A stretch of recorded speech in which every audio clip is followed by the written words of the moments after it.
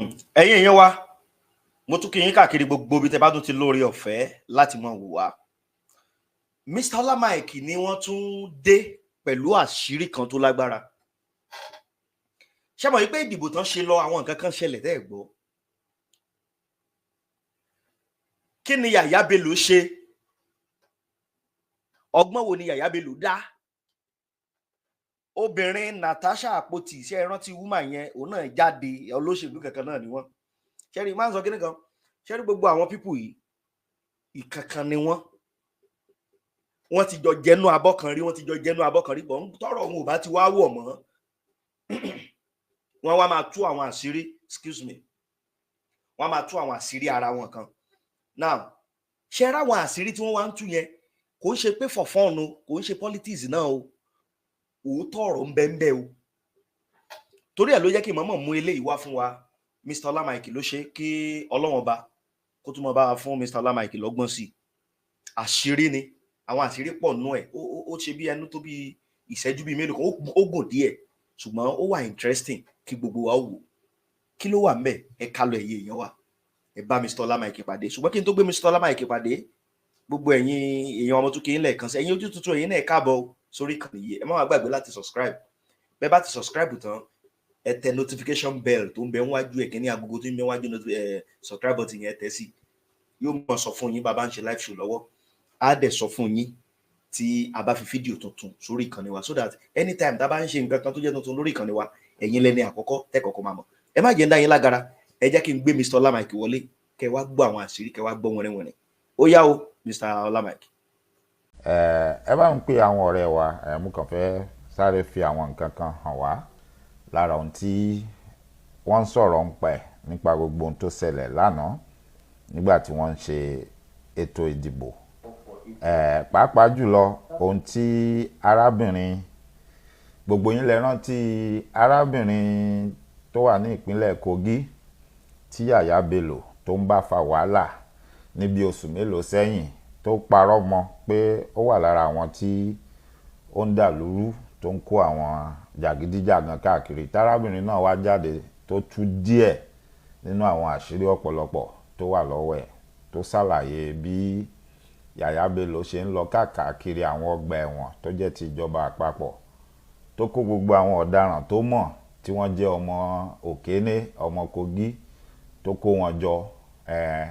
Pàápàá jùlọ tí orúkọ arákùnrin kan ń jẹ jáde ń bẹ̀, tó sì ń fi ẹ̀rí lélẹ̀ pé kódà arákùnrin tí wọ́n ń sọ̀rọ̀ èyí inú ọgbà ilé ìjọba ní Kogi ló ń gbé.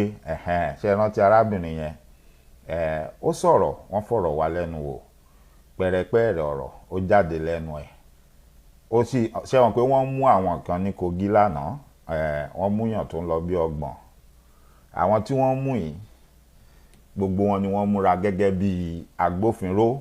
Èyí tí ó múra bí ológun, ó múra bí ológun. Èyí tí ó múra bí ọ̀tẹlẹ̀múyẹ́ ọlọ́pàá, wọ́n múra bí ọ̀tẹlẹ̀múyẹ́ ọlọ́pàá. Iṣẹ́ kí ni wọ́n wá ń ṣe? Wọ́n ń lọ gbogbo àwọn bí tí wọ́n bá ti mọ̀ pé wọ́n rán wọn lọ, wọ́n lọ ń gbé àpótí ìdìbò tó wà ńbẹ̀. Ṣé wọn pé gbà tán sì ti ká sọ ológun pọ̀ tán kó wọ̀, wọ́n bá kó bọ̀n dání tán kó gbogbo ẹ̀ dání, kò sẹ́ni tí ó kojú wọn, kò sẹ́ni tí ó lè kojú wọn. Gbogbo orú ẹ̀ náà la rí ní ìpínlẹ̀ Èkó lánàá. Ó ṣẹlẹ̀ l'Ékìtì, ó ṣẹlẹ̀ l'Oǹdó, ó ṣẹlẹ̀ káàkiri ní ibi tí wọ́n ń pè ní Nàìjíríà. Àwọn èèyàn kan ti pàdánù ẹ̀mí wọn lánàá, àná tá à ń sọ̀rọ̀ èyí náà ni. Nígbà tí bá ń dúró kẹ́ bá mi pe àwọn ọ̀rẹ́ wa wọlé, ẹ jẹ́ ká tún gbọ́ orin Majek Fashek tá a jọ gbọ́ lánàá, èyí tó pe àkọlé ẹ̀ ní Little Patience. Ó nídìí tí mo fi ń play orin. Ìwọ tó bá jẹ́ ojúlówó ọmọ Yorùbá àtàtà tó nígbàgbọ́ nínú òmìnira ilẹ̀ Yorùbá, tó sì nígbàgbọ́ pé èròǹgbà yóò wá sí ìmúṣẹ, kò yẹ, ó sì dúró. Ìwọ lórin ló lè nítumọ̀ sí. Sùúrù fúngbà díẹ̀ náà ni, bẹ́ẹ̀ ni, Little Patience. Sùúrù fúngbà díẹ̀ tí mò ń sọ, mi sọ fún ọ pé wọ́n gbalẹ̀ Yorùbá lọ́la o, ẹ má sì mí gbọ́ o. Àmọ́ sùúrù fúngbà díẹ̀ náà ni, sùúrù ìpọ̀ jù. Ń lójú bọ̀, ó yanjú bọ̀, ọ̀rọ̀ ó yanjú ara ẹ̀ nígbẹ̀yìngbẹ̀yìn. Èmi àtẹ̀yìn, a kàn rọra fi ipá díẹ̀ kún ni, kò ní jẹ́ oníwàhálà, kódà kò ní fa gbogbo à ń pariwo à ń búra èèyàn tí àwọn kan ti sọ di ojú ọwọ́, kò ní ní nínú mọ́. Lágbára Ọlọ́run láṣẹ Èdùmàrè, ẹ má ṣèyọnu kankan, ẹ fọkàn balẹ̀, ẹ fara yín balẹ̀. Àní nínú òfin, nínú ọ̀la, nínú pákápáká tán láhùn yọrí, inú ẹ̀ ìrètí àwa ọmọ Yorùbá yóò yọ jáde fún wa. Lágbára Ọlọ́run láṣẹ Èdùmàrè. Èdùmàrè tó ti ń ṣiṣẹ́ wa láti bẹ̀rẹ̀ kò kúrò ń díẹ̀, yóò ṣe láṣeparí láṣeyọrí ni. Ẹ má bẹ̀rù, ẹ má mikàn. Ẹ jẹ́ ń sáré kí àwa tí mo ti rí ń bẹ̀ kí n tó tẹ̀síwájú. My beautiful sister, I still remember you vividly. You are never forgotten. Ìyáàfin Ọ̀tún Abíọ́dún, mo rí yín bẹ̀, ẹ ṣé gan ni. My brother Abdulgafar, yes, I see you. Ẹ ṣeun gan. Ẹ kú gbogbo gbà. Alàgbà Babson TJ, you are welcome. Alàgbà Jack Olúṣọlá, you are highly appreciated o. Mo dúpẹ́ o. Ìyáàfin Diana Agunbíadé, ẹ káàbọ̀, ẹ ṣé tẹ́ darapọ̀ mọ́ wa, àmọ́ lóore o.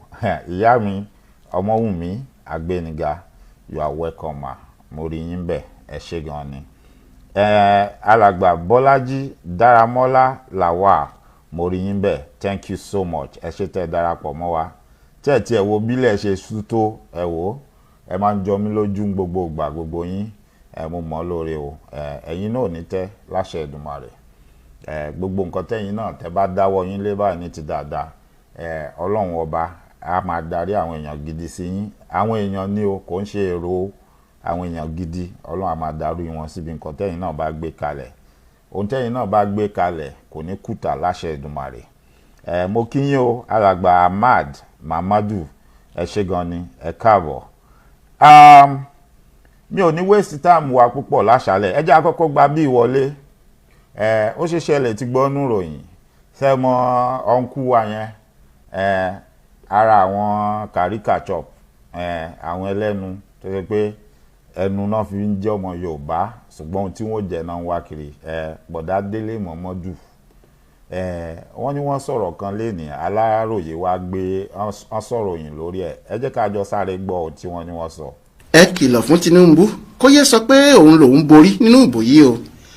Alága ìgbìmọ̀ alukoro fún òǹdùpọ̀ ààrẹ lórúkọ ẹgbẹ́ òṣèlú PDP, olóyè Délé Mọ̀mọ́dù, ti pé ààrẹ Muhammadu Buhari lórúkọ ẹgbẹ́ wọn pé kí wọ́n tètè kìlọ̀ fún aṣíwájú Bọ́lá Ahmed Tinubu tó ń dupò yìí kan náà lórúkọ ẹgbẹ́ APC pé kó ti ọwọ́ ọmọ ẹ̀ báṣọ, kó yẹ pariwo kiri pé òun lòún wọlé ìdìbò tí a dì tí INEC kò tí ì kà tán yìí nítorí ohun tó lè dá wàhálà sílẹ̀ ni. Délé Mọ̀mọ́dù ní àwọn iléeṣẹ́ ìwé ìròyìn àti iléeṣẹ́ akéde tó jẹ́ ti Tinubu kò dúró rárá láti gbọ́ òkodoro ọ̀rọ̀. Ìròyìn irọ́ nípa èsì ìdìbò ni wọ́n ń gbé jáde tí wọ́n sì ń fi kó àwọn èèyàn lọ́kàn sókè lórí irọ́. Bí Buhari kò bá sì tètè kìlọ̀ fún Tinubu kó pàṣẹ fáwọn ọmọ ẹ̀ kí wọ́n ṣíwọ́ pálapàla yìí, ọ̀rọ̀ tó lè dàgbòrò rú ni. Ó ní ó ti hàn báyìí pé Tinubu sáfẹ́ fi tipátipá dépò yìí ni. Bí Buhari kò bá sì tètè ká a lọ́wọ́ kò, ọmọ tí ìwà bẹ́ẹ̀ yóò bí kò lè dára. Nínú ìwé jọ̀ràn tí Délé Mọ̀mọ́dù kọ jáde yìí ló ti ṣàlàyé síbẹ̀ pé ìyanu gbáà ló jẹ́ pé ẹni táwọn ẹgbẹ́ alátakò fìyà jẹ ní ìpínlẹ̀ rẹ̀ àti ní gbogbo ilẹ̀ Yorùbá tó pè ní ibùgbé òun náà ló wá jáde tó ń sọ pé òun ti wọlé, tí wọ́n sì ń gbé èsì ìdìbò lọ jáde, tí àwọn akọ̀ròyìn tí wọ́n sì ti gbé kalẹ̀ fún iṣẹ́ ẹ̀gbin yìí sì ń gbé àwọn ọ̀rọ̀ irọ́ náà síta káàkiri ayé. Ọkùnrin yìí ní bí wọ́n ti ń fìbò na Tinubu ní àwọn ilẹ̀ Yorùbá bíi ìpínlẹ̀ Èkó, Ògùn àtàwọn míì, bẹ́ẹ̀ náà ni wọ́n ń ná ní àwọn ibì kan nílẹ̀ Haúsá. Ọ̀rọ̀ náà kò sì tí ì parí. Délé Mọ̀mọ́dù wá ní níbi táwọn oníròyìn aṣíwájú ti wá rí ìròyìn tí wọ́n ń gbé kiri náà kò yé èèyàn. Ohun tó sì yẹ kí Buhari kìlọ̀ fún kíákíá nìyí, nítorí ó lè jẹ́ ó lóhun tó fẹ́ fi ìkéde òjijì yìí ṣe nígbà tí ojúlówó èsì ìbò bá jáde tán tí ọ̀rọ̀ kò sì rí bí wọ́n ti ń sọ. ó ní kí Buhari kìlọ̀ fún un kó má di pé ọ̀rọ̀ náà yóò bí yánpọnyánrin. Ìyáàfin Fúnkẹ́ Ìyálájé mo rí yín bẹ̀ ẹ káàbọ̀ mo ṣẹ̀ṣẹ̀ ní kí n gbìyànjú bóyá mo lè rí fi sọwọ́ sí yín ni ṣùgbọ́n bí mo ṣe ń gbìyànjú ẹ̀ náà ni mo rí pé ẹ wọlé ẹ káàbọ̀ ẹ kú ìsinmi ẹ̀ní ẹ̀mí á ṣe púpọ̀ ẹ̀ láyé mo kí gbogbo wa náà o a kú ìsinmi ẹ̀ní ẹ̀mí wa ṣe púpọ̀ ẹ̀ láyé láṣẹ Èdùmàrè. Gẹ́gẹ́ bí ohun tí ẹ gbọ́ tí wọ́n ní Délé Mọ̀mọ́dù sọ gbogbo wa láti mọ̀ so mi ò nídìí láti máa tún sọ fún wa èmi ò sí fún ẹgbẹ́ òṣèlú kankan mi ò dẹ̀ fọwọ́ sí ohunkóhun tó jọmọ́ pé wọ́n ń dìbò ìbò ẹyọ kan tí mo ní Yorùbá Nation ni mo dì fún Yorùbá Nation ni màá sì máa dì fún títí ayé ò fi parẹ́ tí ò sí nǹkan kan tí ó yí padà ṣùgbọ́n a ní láti fẹnu kan àwọn ọ̀rọ̀ yìí nítorí pé gbogbo ẹ̀ ó ń rúgbó bọ̀ ni ìwọ tó o bá ti mọ̀ tí o bá ti yẹ ìwọ gan tún máa wo ọ̀rọ̀ tó ń tẹnu ara wọn jáde síra wọn ó ń ṣe àpẹẹrẹ pé àwọn náà mọ̀ pé ọ̀rọ̀ yìí yóò bí ọmọ tí ó bí ọ̀pọ̀lọpọ̀ wọn mọ̀ pé ọmọ tí ó bí ò ní dá wọ́n mọ̀ bẹ́ẹ̀ àmọ́ wọ́n sì ń wò lọ́wọ́ pé ńbo ni ó gbà jáde àbí báwo làwọn ó ṣe ṣe ó tọ̀rọ̀ ní gbogbo alámọ̀ pé wọn ò tí ì sọ èsì ìbò tí wọ́n dì so kò bójú mu kò tọ̀nà fẹ́nikẹ́ni láti ti máa jáde máa sọ pé òun lòun borí nínú ìbò tí wọ́n dì ara ohun táwọn sọ fọ́pọ̀lọpọ̀ tipẹ́tipẹ́ ni pé ohun tí wọ́n ṣàgbélẹ̀rọ ẹlẹ̀ tí wọ́n gbé lẹ̀ yìí kò sí bọ́n ṣe fẹ́ ṣe tí ò ní dìjà kò sí bọ́n ṣe fẹ́ ṣe tí ò ní dàrú òun ló fà á tọ́pọ̀lọpọ̀ wá fi ń sọ tipẹ́ pé ohun tó ń fẹ́ ṣe ìwọ tó bá fẹ́ràn rẹ̀ torí ẹ̀ bá pé mọ́ fà àkókò ẹ̀ ṣòfò ẹ jẹ́ kí gbogbo wa pẹnu pọ̀ ká sọ nǹkan tá à ń fẹ́ ká dẹ̀ dúró síbẹ̀ kọ́mọ̀ yín pé ojú ti là ọ̀ka ti fó oníkálukú ti mọ bó ṣe ń lọ kò sẹ́ni tó fẹ́ máa lọ sóko dé tòrutòru fẹ́nikẹ́ni mọ́ gbogbo wa náà ni wọ́n bí nílé rẹ̀ kò sí àpọ́nlé ni pé wọ́n bí ẹnìkan with silver spoon gbogbo wa ni wọ́n bí pẹ̀lú silver spoon bẹ́ẹ̀ ni ó kàn jẹ́ pé àwọn kan mọ ọgbọ́n àlùmọ̀kọ́rọ́ pé ká fi kó gbogbo nǹkan àwa tó kù káwọn kó jọ kan máa fi ṣayé kó wá máa náwó díẹ̀díẹ̀ sí wa ń bẹ̀ kó máa sọ fún wa pé àwọn làwọn lè ṣe tó bá sì ti débẹ̀ tán ohun tó tún tẹ̀lé ni pé kán gbìyànjú bí wọ́n ṣe dé ọ̀nà pé kẹ́nikẹ́ni kó má lè lé àwọn kú òun bẹ̀ kó lè já wọn ní ó wà ń bẹ̀ láéláé kán máa sọ́nà pé táwọn bá kú òun bẹ̀ ọmọ àwọn ìdílé àwọn ọ̀rẹ́ àwọn nìkan máa bọ́ síbẹ̀ ohun tí ọ̀pọ̀lọpọ̀ wọn ń ṣe ní èmi a máa sọ máa ní ìlú tí ò bá ti lófin kò sẹ́sẹ̀ ń bẹ̀ o kò sí bẹ́ẹ̀ ṣe fẹ́ ṣe pé a kọ òfin kan kalẹ̀ àbá sọ pé òfin kan wà ń bì kan tí ò múnádóko tí ò sí bí wọ́n ṣe ṣe àgbékalẹ̀ tó múnádóko fún ìyẹn kọ́ ló ń jẹ́ pé èèyàn ní òfin rárá àmọ́ ká ní nǹkan kan tó jẹ́ pé gbogbo wa nígbàgbọ́ nú ẹ̀ tó sì múnádóko tó sì ń ṣiṣẹ́ tó yẹ kó ṣe ìgbà yẹn la lè la lófin ìyẹn làwa fi ń sọ pé kò sí nǹkan kan tẹ́ fẹ́ ṣe tóun tó wà ńlẹ̀ nítorí pé tẹ́ bá ṣe àtúnṣe yẹn kò pé àwọn èèyàn kan kò pé ẹ̀yà kan wọ́n sì mọ̀ pé kò pé àwọn torí ẹ̀ ni wọ́n ṣe ń dúró di pé rárá kò sóhun tó jọ bẹ́ẹ̀ wọ́n sì ti ra àwọn kan láàrin àwa tó kù pé ó yá ẹ gbọ́dọ̀ bá wọn fọwọ́ sí o aṣáàjọ ń jẹ́ àjọ ń pin ni àti gbẹ̀yìn náà láàyè so ó dàbí ìgbà tán fi ṣàwo mọ̀ sínú mọ̀ síkùn láàrin ara wọn ni so gẹ́gẹ́ bí ohun tí ẹ gbọ́ tí wọ́n ń sọ nínú ìròyìn yẹn ó ń fún gbogbo alápẹ̀rẹ̀ pé gbogbo wọn náà mọ̀ pé orí gunpowder ìbọn tá a ti kó ẹ̀tù sí tá a wá kẹ́ kalẹ̀ wọ́n mọ̀ pé orí ẹ̀ ní gbogbo àwọn jókòó lé lọ́wọ́ táwọn wà yìí pé ó kàn kú kẹ́nìkan kàn déédéé kó kọlu ìbọn tá a ti kẹ́ kalẹ̀ kó kàn déédéé dún gbàù ló kù báyìí ó wá kẹ́ni tí ó kọlù ó kú gbà tí ó ṣẹlẹ̀ ìyẹn ni gbogbo wọn ń retí tí wọ́n fẹ́ wo ohun tó máa ṣẹlẹ̀ báyìí aró oríṣiríṣi fọ́nrán lórí ẹ̀rọ ayélujára lánàá mo sọ̀rọ̀ ń pa àwọn kan nǹkan tó tún fẹ́ fara pẹ́ irú ohun tẹ́ ẹ gbọ́ tán yìí oní fọ́nrán tí mo tún fẹ́ fi hàn yín ìyá àgbàlagbà ara nǹkan tá à ń sọ ni ẹ máa gbọ́ nǹkan tán ló ṣe. káàdì ìdìbò ogún ni wọ́n bá lọ́wọ́ màmá àgbàlagbà yìí lásìkò ìdìbò màmá àgbàlagbà ẹni ọdún 73 kan tó porúkọ ara ẹ̀ ní Comfort Muneke tí ń ṣàlàyé ara ẹ̀ fáwọn ọlọ́pàá ọ̀tẹlẹ̀múyẹ́ nílùú Benin ìpínlẹ̀ Edo látàrí bí wọ́n ṣe fi páńpẹ́ òfin gbé e. Wọ́n lóun lobìnrin kan Esther Africana tí wọ́n bá káàdì ìdìbò àwọn ẹni ẹlẹ́ni bíi 20 lọ́wọ́ ẹ̀ sọ pé ó kó o fóun pé kóun kó o dání. Àjọ tó ń gbógun ti wá jìbìtì àti àjẹbánu lẹ́nu iṣẹ́ ọba EFCC ni wọ́n mú Esther ní ibùdó ìdìbò tó wà ní wọ́ọ̀dù 3 níwájú ṣọ́ọ̀ṣì St Patrick's Catholic Church tó wà lágbègbè Ìpòbà Ọ̀há nílùú Benin. Nígbà tí wọ́n bi léèrè ibi tó ti rí káàdì rẹpẹtẹ tó sì jẹ́ pé òfin kò fààyè gba kí ẹnìkan ní káàdì ìdìbò ju ẹyọ kan lọ, wọ́n ló lóun ò mọ nǹkan kan nípa ẹ̀ o. Màmá arúgbó tí wọ́n ń pè ní Comfort yìí ló kó fóun. Níbi tí wọ́n ti lọ mú Comfort, wọ́n tún mú ọkùnrin kan tí wọ́n jọ wà, Ṣẹ́gun Ozamohai. Wọ́n lóun àti Comfort yìí ni wọ́n jọ ń ṣiṣẹ́, wọ́n sì mọ̀ nípa bí ọ̀rọ̀ káàdì ìdìbò náà ṣe ṣẹlẹ̀. EFCC ní àwọn afurasí náà ti ń ran àwọn agbófinró lọ́wọ́ lẹ́nu iṣẹ́ ìwádìí wọn àti pé kété tíwádìí bá ti parí ni wọn yóò fojú wọn balẹ̀ ẹjọ́. Faith Adébọ́lá ló ń jábọ̀ ròyìn. Ẹ tún ti gbọ́ yẹn náà, ìyá àgbàlagbà nìyẹn o, 70 something years old. Ẹjọ́ kí ni ìyá yẹn tún wá kiri? Tóun náà wà lára àwọn tí wọ́n ń da nǹkan rú, tí wọ́n jọ ń bayé jẹ́, tí òrò ti àwọn ọmọ tó bí. Irú ìyá ẹ̀ ó yẹ kó ti ní àwọn ọmọ tí ò bá ti ní àwọn ọmọ gan, ó yẹ káwọn ọmọ ẹ̀ ti bímọ kó tó ní ọmọ. Ẹ wá wo irúṣẹ́ burúkú tí wọ́n bá lọ́wọ́ ẹ̀. Tí ìyá ẹ̀ tó bá lọ́mọ kan ní ìsìn tọ́mọ ẹ̀ wá ń bì kan tó rí fọ́tò ìyá ẹ̀ tán gbé síta àti ẹ̀sùn tí wọ́n fi ń kan ìyá ẹ̀, irú ẹ̀ṣẹ̀ tán ló ṣẹ̀. Ẹjọ́ báwo nínú ọmọ yẹn ṣe máa rí? Irú èròǹgbà wo ló máa lọ́nu ọmọ yẹn?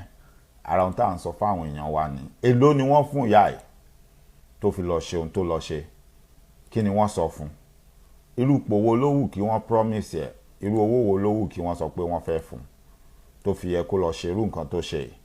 Nísìn àwọn tó rán níṣẹ́ kó lọ ṣe nǹkan tó ń ṣe yìí, bí wọ́n ṣe ṣẹ́ tó bá dárúkọ wọn ni wọ́n máa wọ́nà ẹ̀ báyìí, bí wọ́n ṣe láwọn ò mọ̀ rí. Tọ́lọ́run bá tiẹ̀ tún kó yọ, tẹ́lẹ̀dùmarè kó yọ, tí wọ́n ní kí wọ́n lọ wọ́gbọ́n bí wọ́n ṣe yanjú ẹ̀ kó má bàa dárúkọ àwọn. Torí ohun tó máa ń ṣe fún wọn lọ́pọ̀lọpọ̀ gbà nìyẹn pé kò gbọ́dọ̀ dárúkọ àwọn o, ẹ lọ wá bẹ́ẹ̀ ṣe yanjú ẹ̀ kó má dárúkọ àwọn bẹ́ẹ̀. Torí bá kó yọ tí wọ́n bá ṣerú ẹ̀ fóun, ẹjọ́ nígbà tó bá dárúkọ wọn, because ẹ ti mọ̀ pé nǹkan tí ó gbẹ̀yìn ẹ̀ náà nìyẹn. Torí mo rántí nígbà tí àwọn ìṣẹ̀lẹ̀ kan ṣẹlẹ̀ ní ìpínlẹ̀ Kwara nílùú Ọ̀fà, irú nǹkan tí arábìnrin Natasha Àpótí tó sọ pé Yahaya Bello ń ṣe ń Kogi, irú ẹ̀sùn yẹn òun náà fi kan àwọn tó jẹ́ gómìnà ìpínlẹ̀ Kwara ńgbà yẹn. Ṣé rántí tí wọ́n lọ fi ọ̀pọ̀lọpọ̀ ẹ̀mí ṣòfò ní Ọ̀fà nígbà yẹn, tán lọ jalè tán pa àwọn èèyàn. Ìgbà tán máa mú wọn, wọ́n ní lára ọkọ̀ tí wọ́n gbé wá tán bá lọ́wọ́ wọn, ọkọ̀ tí wọ́n padà lọ rí ọkọ̀ yẹn nínú ilé ìjọba ní Kwara State, inú ilé ìjọba náà ti lọ rí ọkọ̀ yẹn. Ara àwọn tí wọ́n mú tó ń jẹ́wọ́ nígbà tó ń kà, ó dárúkọ àwọn èèyàn kan gbòógì táwọn èèyàn kan nígbàgbọ́ pé àwọn ni wọ́n ní Kwara, àwọn ni wọ́n ní Ìlọrin. Ìgbà pígbà tí wọ́n sọ, wọ́n ní irọ́ ló ń pa máwọn, wọ́n láwọn ò mọ nǹkan kan pa nǹkan tó ń sọ. Kódà wọ́n ní wọn ò mọ̀ rí. Nǹkan kan tèmi mọ̀ tó dájú ni pé ó ṣeé ṣe kó má já wọn ni wọ́n rán pé kó lọ jalè, kó lọ pààyàn, ṣùgbọ́n àwọn ni wọ́n kó bọ̀n fún wọn. Àwọn ọmọọṣẹ́ wọn tí wọ́n máa ń lò tó fi ń jápótí ìbò gbé, tó fi ń dáàbò rú, àwọn làwọn ọmọ yẹn. Ìbọn tán kó fún wọn, òun làwọn ọmọ yẹn lọ lò tán fi lọ ṣiṣẹ́ láabi tán ṣe níbi tí wọ́n lọ. Ọkọ̀ tí wọ́n gbé fún wọn àti àwọn special tag tí wọ́n ń lò tó jọmọ́ bíi tìjọba, òun ló gbà wọ́n láàyè tán fi lè ṣerú àṣemáṣe tí wọ́n ṣe yẹn. Torí bòmí wà tó jẹ́ pé bóyá kò yẹ kán ní access láti dédé kọjá láìsí pé wọ́n á wọnú ọkọ̀ wọn. Tán bá sì dá wọn dúró, tán bá wọnú ọkọ̀ wọn, wọ́n á rí ìbọn, wọ́n á rí nǹkan kan tán bá kó pamọ́ síbẹ̀. Ṣùgbọ́n nígbà tí wọ́n bá ń rí ọkọ̀ yẹn pé bóyá ọkọ̀ ìjọba ni, bóyá èèyàn kan tó ń bọ̀ láti inú ilé ìjọba ni, sẹ́wọ̀n pé ọlọ́pàá máa fẹ́ fúnrú àwọn èèyàn bẹ́ẹ̀ ní àǹfààní pé ẹ má dá wọn dúró, ọkọ̀ ìjọba ni, ọkọ̀ ilé ìjọba ni. So gbogbo irú àǹfààní, ṣé irú àwọn èèyàn oníjàgídíjàgan, irú àwọn èèyàn burúkú bẹ́ẹ̀ yẹn, ṣé irú àwọn yẹn ló yẹ kán máa fún nírú àǹfààní yẹn, kán máa kórú nǹkan tán lè fi máa paráàlú lára, kán máa kó lé wọn lọ́wọ́? Ọdún tí mò ń sọ yìí nígbà náà kì í ṣe àkọ́kọ́ tírú ẹ̀ máa ṣẹlẹ̀ ní ẹ̀ ó di bí ẹ̀ẹ̀mejì tírú ṣẹlẹ̀ yẹn máa ṣẹlẹ̀ lọ́fà but the last one yẹn náà mú àwọn gáàsì nígbà tí wọ́n dẹ̀ ń sọ̀rọ̀ tí wọ́n ń kà ó dárúkọ rẹ̀ ó dẹ̀ lóun ṣiṣẹ́ fún àwọn tí wọ́n ń ṣèjọba nípínlẹ̀ Kwara ṣùgbọ́n gbà tí wọ́n sọ̀rọ̀ àwọn ló parọ́ máwọn ni àwọn opponent àwọn political opponent àwọn ni wọ́n rán wọn pé kó máa parọ́ máwọn irú ìyá àgbàlagbà káwọn náà kó má wàá rò wò kó má dàrò èmi máa ń sọ̀rọ̀ kan lẹ́nu Ọlọ́run ní jẹ́ mi níyà àyà Ọlọ́run ní jẹ́ mi níyà burúkú nítorí pé kí ni kéèyàn kan máa sọ fún mi pé irú ìyá ẹ̀ nìsín kí n máa ní ìyá mi ni àbí kíní kan kò ṣeé ṣe torí wà ọwọ́ ẹ̀ ò dáa ìwà tó wà lọ́wọ́ ẹ̀ òjọ́ mọ́ rú èyí tèmi lè bá lọ́wọ́ ìyá mi àbí tèmi ó retí kí n bá lọ́wọ́ ìyá mi so ìyẹn ò ń ṣe pé bóyá èèyàn fi rí àgbà fín èèyàn ń sòótọ́ ọ̀rọ̀ ni ohun tó yẹ kọ́mọdé máa ṣe kán bá ń díẹ̀ kán bá wí kán sọ́ǹdì kán lè kú òun bẹ̀ tá a bá ti ń bá lọ́wọ́ ẹni tó pe rẹ̀ ní àgbàlagbà ó yẹ ká máa ṣe àgbékalẹ̀ fúnrú ẹni bẹ́ẹ̀ pé tọ̀ ó lè jágbàlagbà o ṣùgbọ́n òwúwà tèmi ó fi fi ẹ́ sí ipò àgbàlagbà ìyẹn ò ṣe é bú kì í ṣe àṣejù mo sọ lánàá mo ní arábìnrin kan pé níbi tó ti fẹ́ dìbò wípé wọ́n fi nǹkan gún ní ojú máa fi fọ́nrán arábìnrin yẹn hàn yín nísìn kì í ṣe bí tí ojú ẹ̀ ti ń dẹ̀jẹ̀ tán fi nǹkan gún lójú o ìgbà tó dàbí pọ́n ti tọ́jú ẹ̀ tán ti lẹ̀ nǹkan mọ́ ẹja dúpẹ́ lọ́wọ́ Ọlọ́run ó dàbí pé ojú arábìnrin yẹn kò fọ́ ó dàbí pé kinní yẹn ò tiẹ̀ débi ojú ṣùgbọ́n gbà tí mo kọ́kọ́ rí fọ́nrán ẹ̀ níbi tí ẹ̀jẹ̀ ti bò ẹ̀jẹ̀ ti bo gbogbo ojú yẹn ṣe ló dàbí pé wọ́n ti gún ojú yẹn ṣùgbọ́n mo padà rí àwòrán arábìnrin yẹn tó ló dàbí pé wọ́n tọ́jú ẹ̀ ó padà wá dìbò ṣùgbọ́n nǹkan kan tó dájú ni pé àwọn ọmọ ìta wọ́n nà wọ́n sì gún ní nǹkan ní ibi gbèdéke ojú ọ̀nà méjì gan ni ẹ jẹ́ ká jọ wo fọ́nrán yẹn.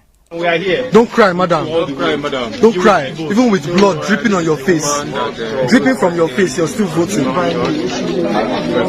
all ran, took her to where she got treated. Naturally, she will still vote. I never see anything. She will vote. She cannot be disenfranchised. She will vote. With blood and sweat, she will vote. On top what now? She will still vote. Arábìnrin yẹn lẹ́rí yẹn nígbà tí wọ́n tọ́jú ẹ̀ wọ́n jẹ́ kó padà wá ó wá dìbò torí òun náà fi ṣe pé tọ̀ ẹ̀ńtán torí ẹ̀nà mi ni wọ́n padà fẹ́ ohun tí mo fẹ́ ṣe tẹ́ fẹ́ dí mi lọ́wọ́ ẹ̀ yẹn màá sì ṣe ẹja dúpẹ́ pé ẹ̀mí ẹ̀ ò bọ́ sí ojú òre lé sí ìwọ tí ó bá pèrè ní ọmọ Yorùbá tó lóhun tó ń ṣẹlẹ̀ ó ti sú ẹ̀ òun wọ́n ní àbáyọ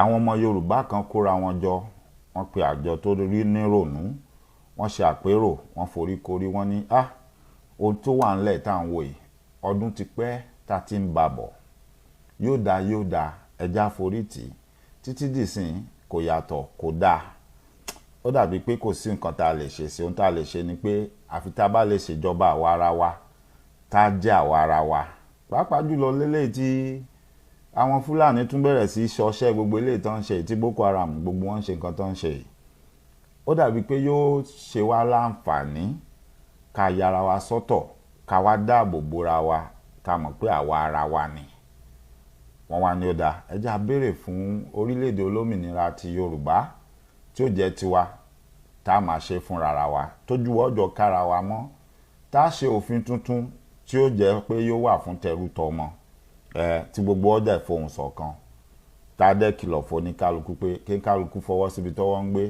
ká wá gbìyànjú ká gbé ilẹ̀ Yorùbá lárugẹ kó kọjá ibi tí bàbá Awólọ́wọ̀ tí wọ́n gbé dé torí ibi tí bàbá Awólọ́wọ̀ gbé dé tán gbé sí ó ti relẹ̀ ó ti kú òun bẹ́ẹ̀ ó ti lọlẹ̀ bẹ́ẹ̀ ni àwa ní ok ẹja gbìyànjú ká gbé padà sókè kó kọjá ibi tí bàbá Awólọ́wọ̀ tí àwọn gbé dé táwọn kan ti mú tán ti da gbogbo ẹ̀rú ṣùgbọ́n ó ṣe ni láàánú pé ọ̀pọ̀lọpọ̀ wọ́n dúró di pé àwọn ò ní gbàgbọ́ nú ẹ̀ àwa ń sakitiyan àwa ń fojoojúmọ́ pariwo à ń bẹ̀bẹ̀ à ń yán à ń ké pé ẹ darapọ̀ mọ́ wa ó dáa fẹ́ ṣe nǹkan báyìí o ẹ̀yin náà máa bẹ̀ jájọ sí ọ̀pọ̀lọpọ̀ dúró lókèrè wọ́n ń wò wá. Mo fẹ́ fi ọ̀rọ̀ arábìnrin tí a wò tán yìí àti ohun tí ọ̀pọ̀lọpọ̀ wa ta rí tó ṣẹlẹ̀ lánàá mo fẹ́ fi ṣàlàyé nǹkan kan fún wa.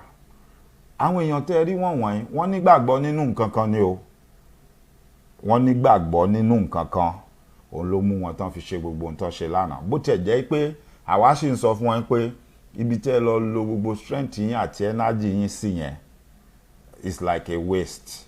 You could have joined us lórí nǹkan tí àwa ń sọ pé kẹ́ join wa kájọ ṣe. Irú energy tí ẹ ń lò lánàá yẹn kálẹ̀ darapọ̀ mọ́ wa àtijọ́ ń lò nínú struggle yìí.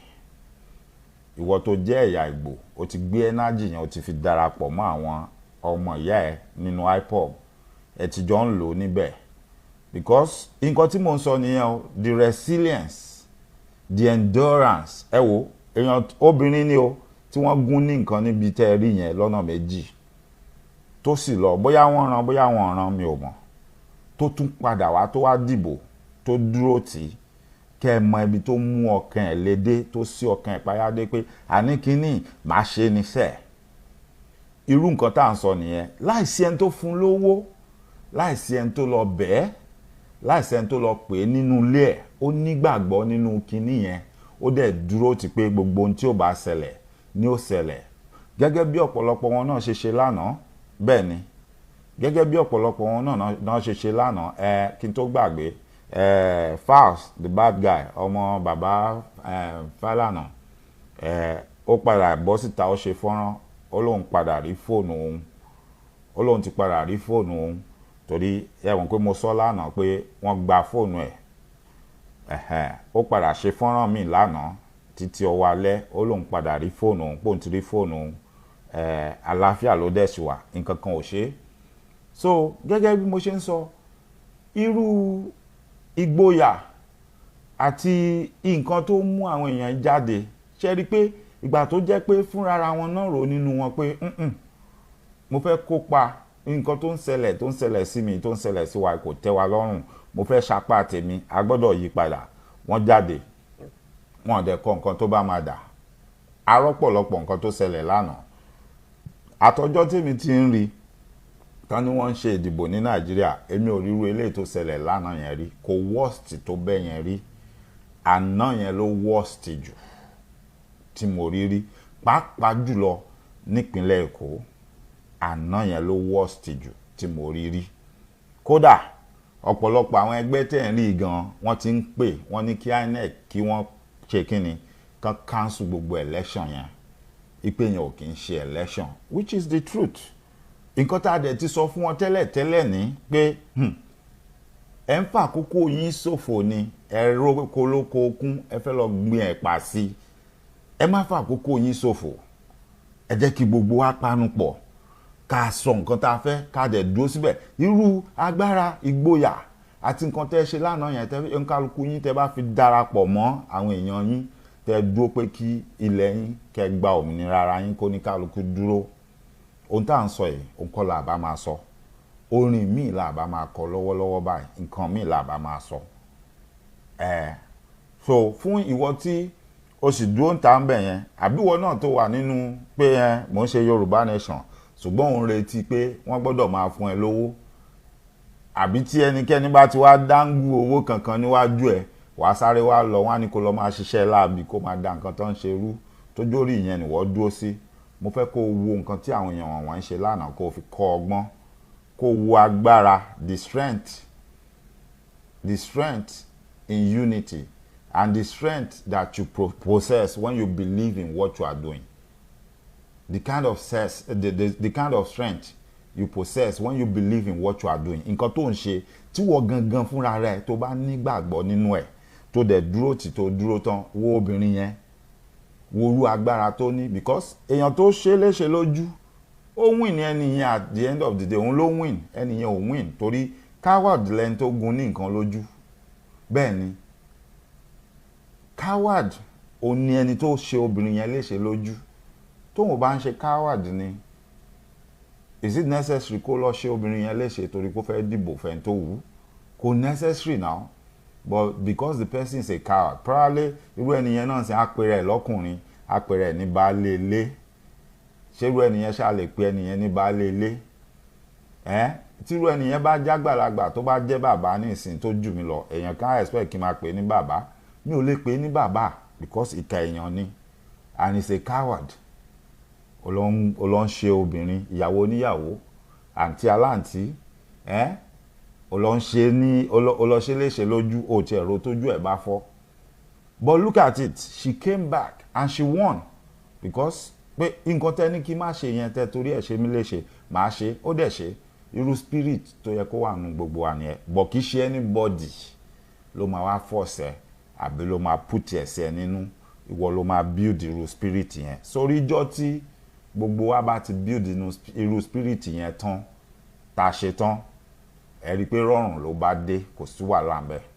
ìrọ̀rùn ló bá dé kì í sọ̀rọ̀ ọjà kì í sọ̀rọ̀ ariwo àbí ta lẹ rí nínú àwọn èèyàn wọ̀nyẹn lánàá yàtọ̀ sí àwọn ọmọ ta àwọn tọ́ọ̀gì táwọn èèyàn kan kó síta táwọn tọ́ọ̀gì yẹn kó bọn tán kó àdá tán kó gbogbo ẹ̀ dání nínú gbogbo àwọn èèyàn tẹ rí tí wọ́n oppress lánàá tààrẹ rí inú wọn tó mú bọn dání àbí tó má dà dání but at the end of the day they won àwọn náà sì win because wọ́n sá lọ wọ́n lè má jẹ́ kán rí bòdì yes fine àti sọ yẹn fún wọn tẹ́lẹ̀ àwọn ni wọ́n gbọ́ àti wọ́n wọn pé ẹ má waste energy yín ẹ má waste time yín ẹ má waste energy yín ẹ má waste time yín àwọn ẹni wọ́n mọ nǹkan tó ń fẹ́ ṣe nǹkan tó ń dẹ̀ fẹ́ ṣe náà máa ṣe ìyẹn bẹ́ẹ̀ lápá kan a sì máa sọ̀rọ̀ lórí yẹn lọ síwájú sí because à ń retí ẹ jẹ́ ká gbọ́ nǹkan tí wọ́n bá bọ̀ níbi wọ́n náà ń káàbò wọ́n ń ṣe gbá wọ́n ń ṣàwò ẹ jẹ́ kí gbogbo wa dúró káwo nǹkan tó máa bá bọ̀ lẹ́yìn tán bá wá sọ nǹkan tó fẹ́ sọ tán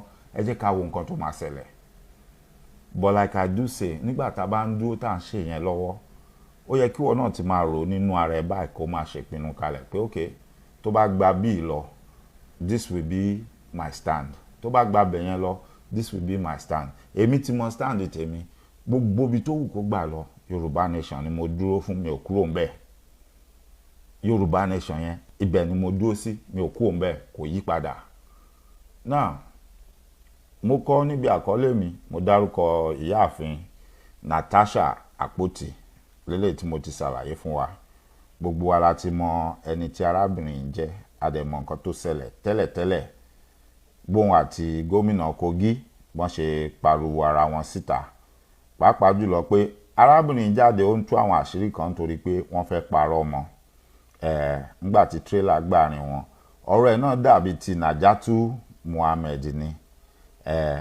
a máa rí lẹ́ẹ̀kọ̀ọ̀kan àwọn èèyàn kan máa jáde láàrin wọn nígbà tí tírélà bá gbàrin wọn kọjá wọ́n á máa tú díẹ̀ bíntín nínú àṣírí tó pamọ́ sí wọn lọ́wọ́ láti lè sọ fún wọn pé ẹ jáwọ́ lọ́rùn mi ẹ fi mí lẹ̀ ẹ jẹ́ ń ṣe nǹkan tó wù mí torí tẹ́ ẹ bá jáwọ́ màá ju gudugbẹ ọ̀rọ̀ gbogbo nǹkan tẹ́ ẹ ṣe nǹkan kọ̀ọ̀kọ̀ tí mo mọ̀ ń pa ẹ̀ màá ju kalẹ̀ tẹ́ ẹ bá fẹ́ jẹ́ ń ju kalẹ̀ ẹ jáwọ́ lọ́rùn mi kẹ́ ẹ lè mọ̀ pé màá ju kalẹ̀ ń sọ díẹ̀ nú ẹ̀ fáwọn èèyàn òun lẹ rí táwọn èèyàn wọn ń ṣe lánàá bọ́n ṣe ń dìbò àwọn nǹkan kan ṣẹlẹ̀ nípínlẹ̀ Kogi ẹ jẹ́ á gbọ́ lẹ́nu ìyáàfin Natasha Àpótí bó ṣe ṣàlàyé ẹ̀. All right, thank you very much indeed, our correspondent Dele Omayeni, covering the presidential candidate of the Labour Party. Well, when we speak about security, I mean, getting up this morning and moving around, you get different reports, correspondents in all parts of the country, getting feedback and information almost on the go. One of such was Kogi State, not too far from here in Abuja, where several reports did come through about some activity from the state concerning some local government areas, senatorial districts. And now if you look at some scenario coming through from the senatorial candidate of the PDP, Natasha Àpótí, now this was one of the scenes that played out in some of the areas where voting was. Ṣé ti rí wọn? Ṣé ti rí wọn? Ṣé raṣọ tí wọ́n wọ̀? Àti àwọn fìlà tí wọ́n dé wọ́n múra bí àwọn ọlọ́pàá bí àwọn ọ̀tẹlẹ̀múyẹ́ àbí bí àwọn special squad tí wọ́n máa ń lò wọ́n wá lọ káàkiri polling booth gbogbo polling booth tán ti mọ̀ pé àwọn ò lè wọ àwọn tó rán wọn ṣẹ́ wọn lè wọlé ń bẹ̀ wọ́n lọ ń gba àwọn àpótí ìgbò tó wà ń bẹ̀ àti àwọn máṣíìnì bifas tó wà ń bẹ̀ wọ́n lọ ń gba gbogbo ẹ̀ wọ́n ń kó gbogbo ẹ̀. So mo rò pé gbà tó ń ṣiṣẹ́ èyí tó ń ṣe gbogbo ohun tó ń ṣe bóyá èèyàn kan wá pe àwọn ọlọ́pàá àbáwọn sójà ìgbà táwọn yẹn wá dé àwọn yẹn wọ́n wá ná challenge wọn pé ńbo lẹ́yìn ti wá ẹ jẹ́ ká rí id card yín bẹ́ẹ̀ ṣe ń wò wọ́n ní id card. Ó ṣàpẹẹrẹ ohun tá a ti ń sọ tipẹ́tipẹ́ pé àwọn ìlú tó ti dàgbà sókè irú nǹkan báyìí ò lè ṣẹlẹ̀ pàápàá jùlọ lọ́jọ́ election.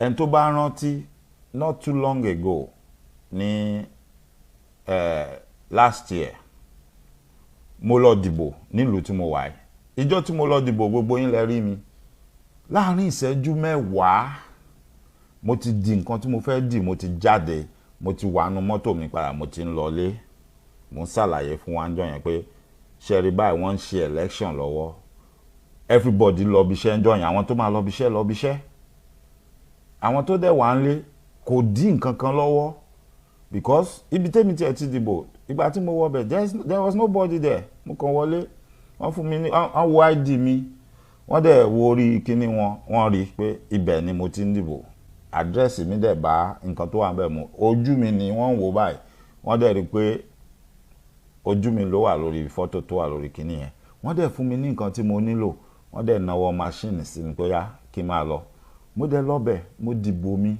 kò sẹ́ni tó dì mí lọ́wọ́ mú kò sẹ́ni tó ṣe nǹkan kan fóònù mi wà lápò mi everything wà lára mi kò sẹ́ni tó ní múlẹ̀ mo ṣe nǹkan tí màá ṣe tán mo dẹ̀ jáde mo kúrò ń bẹ̀.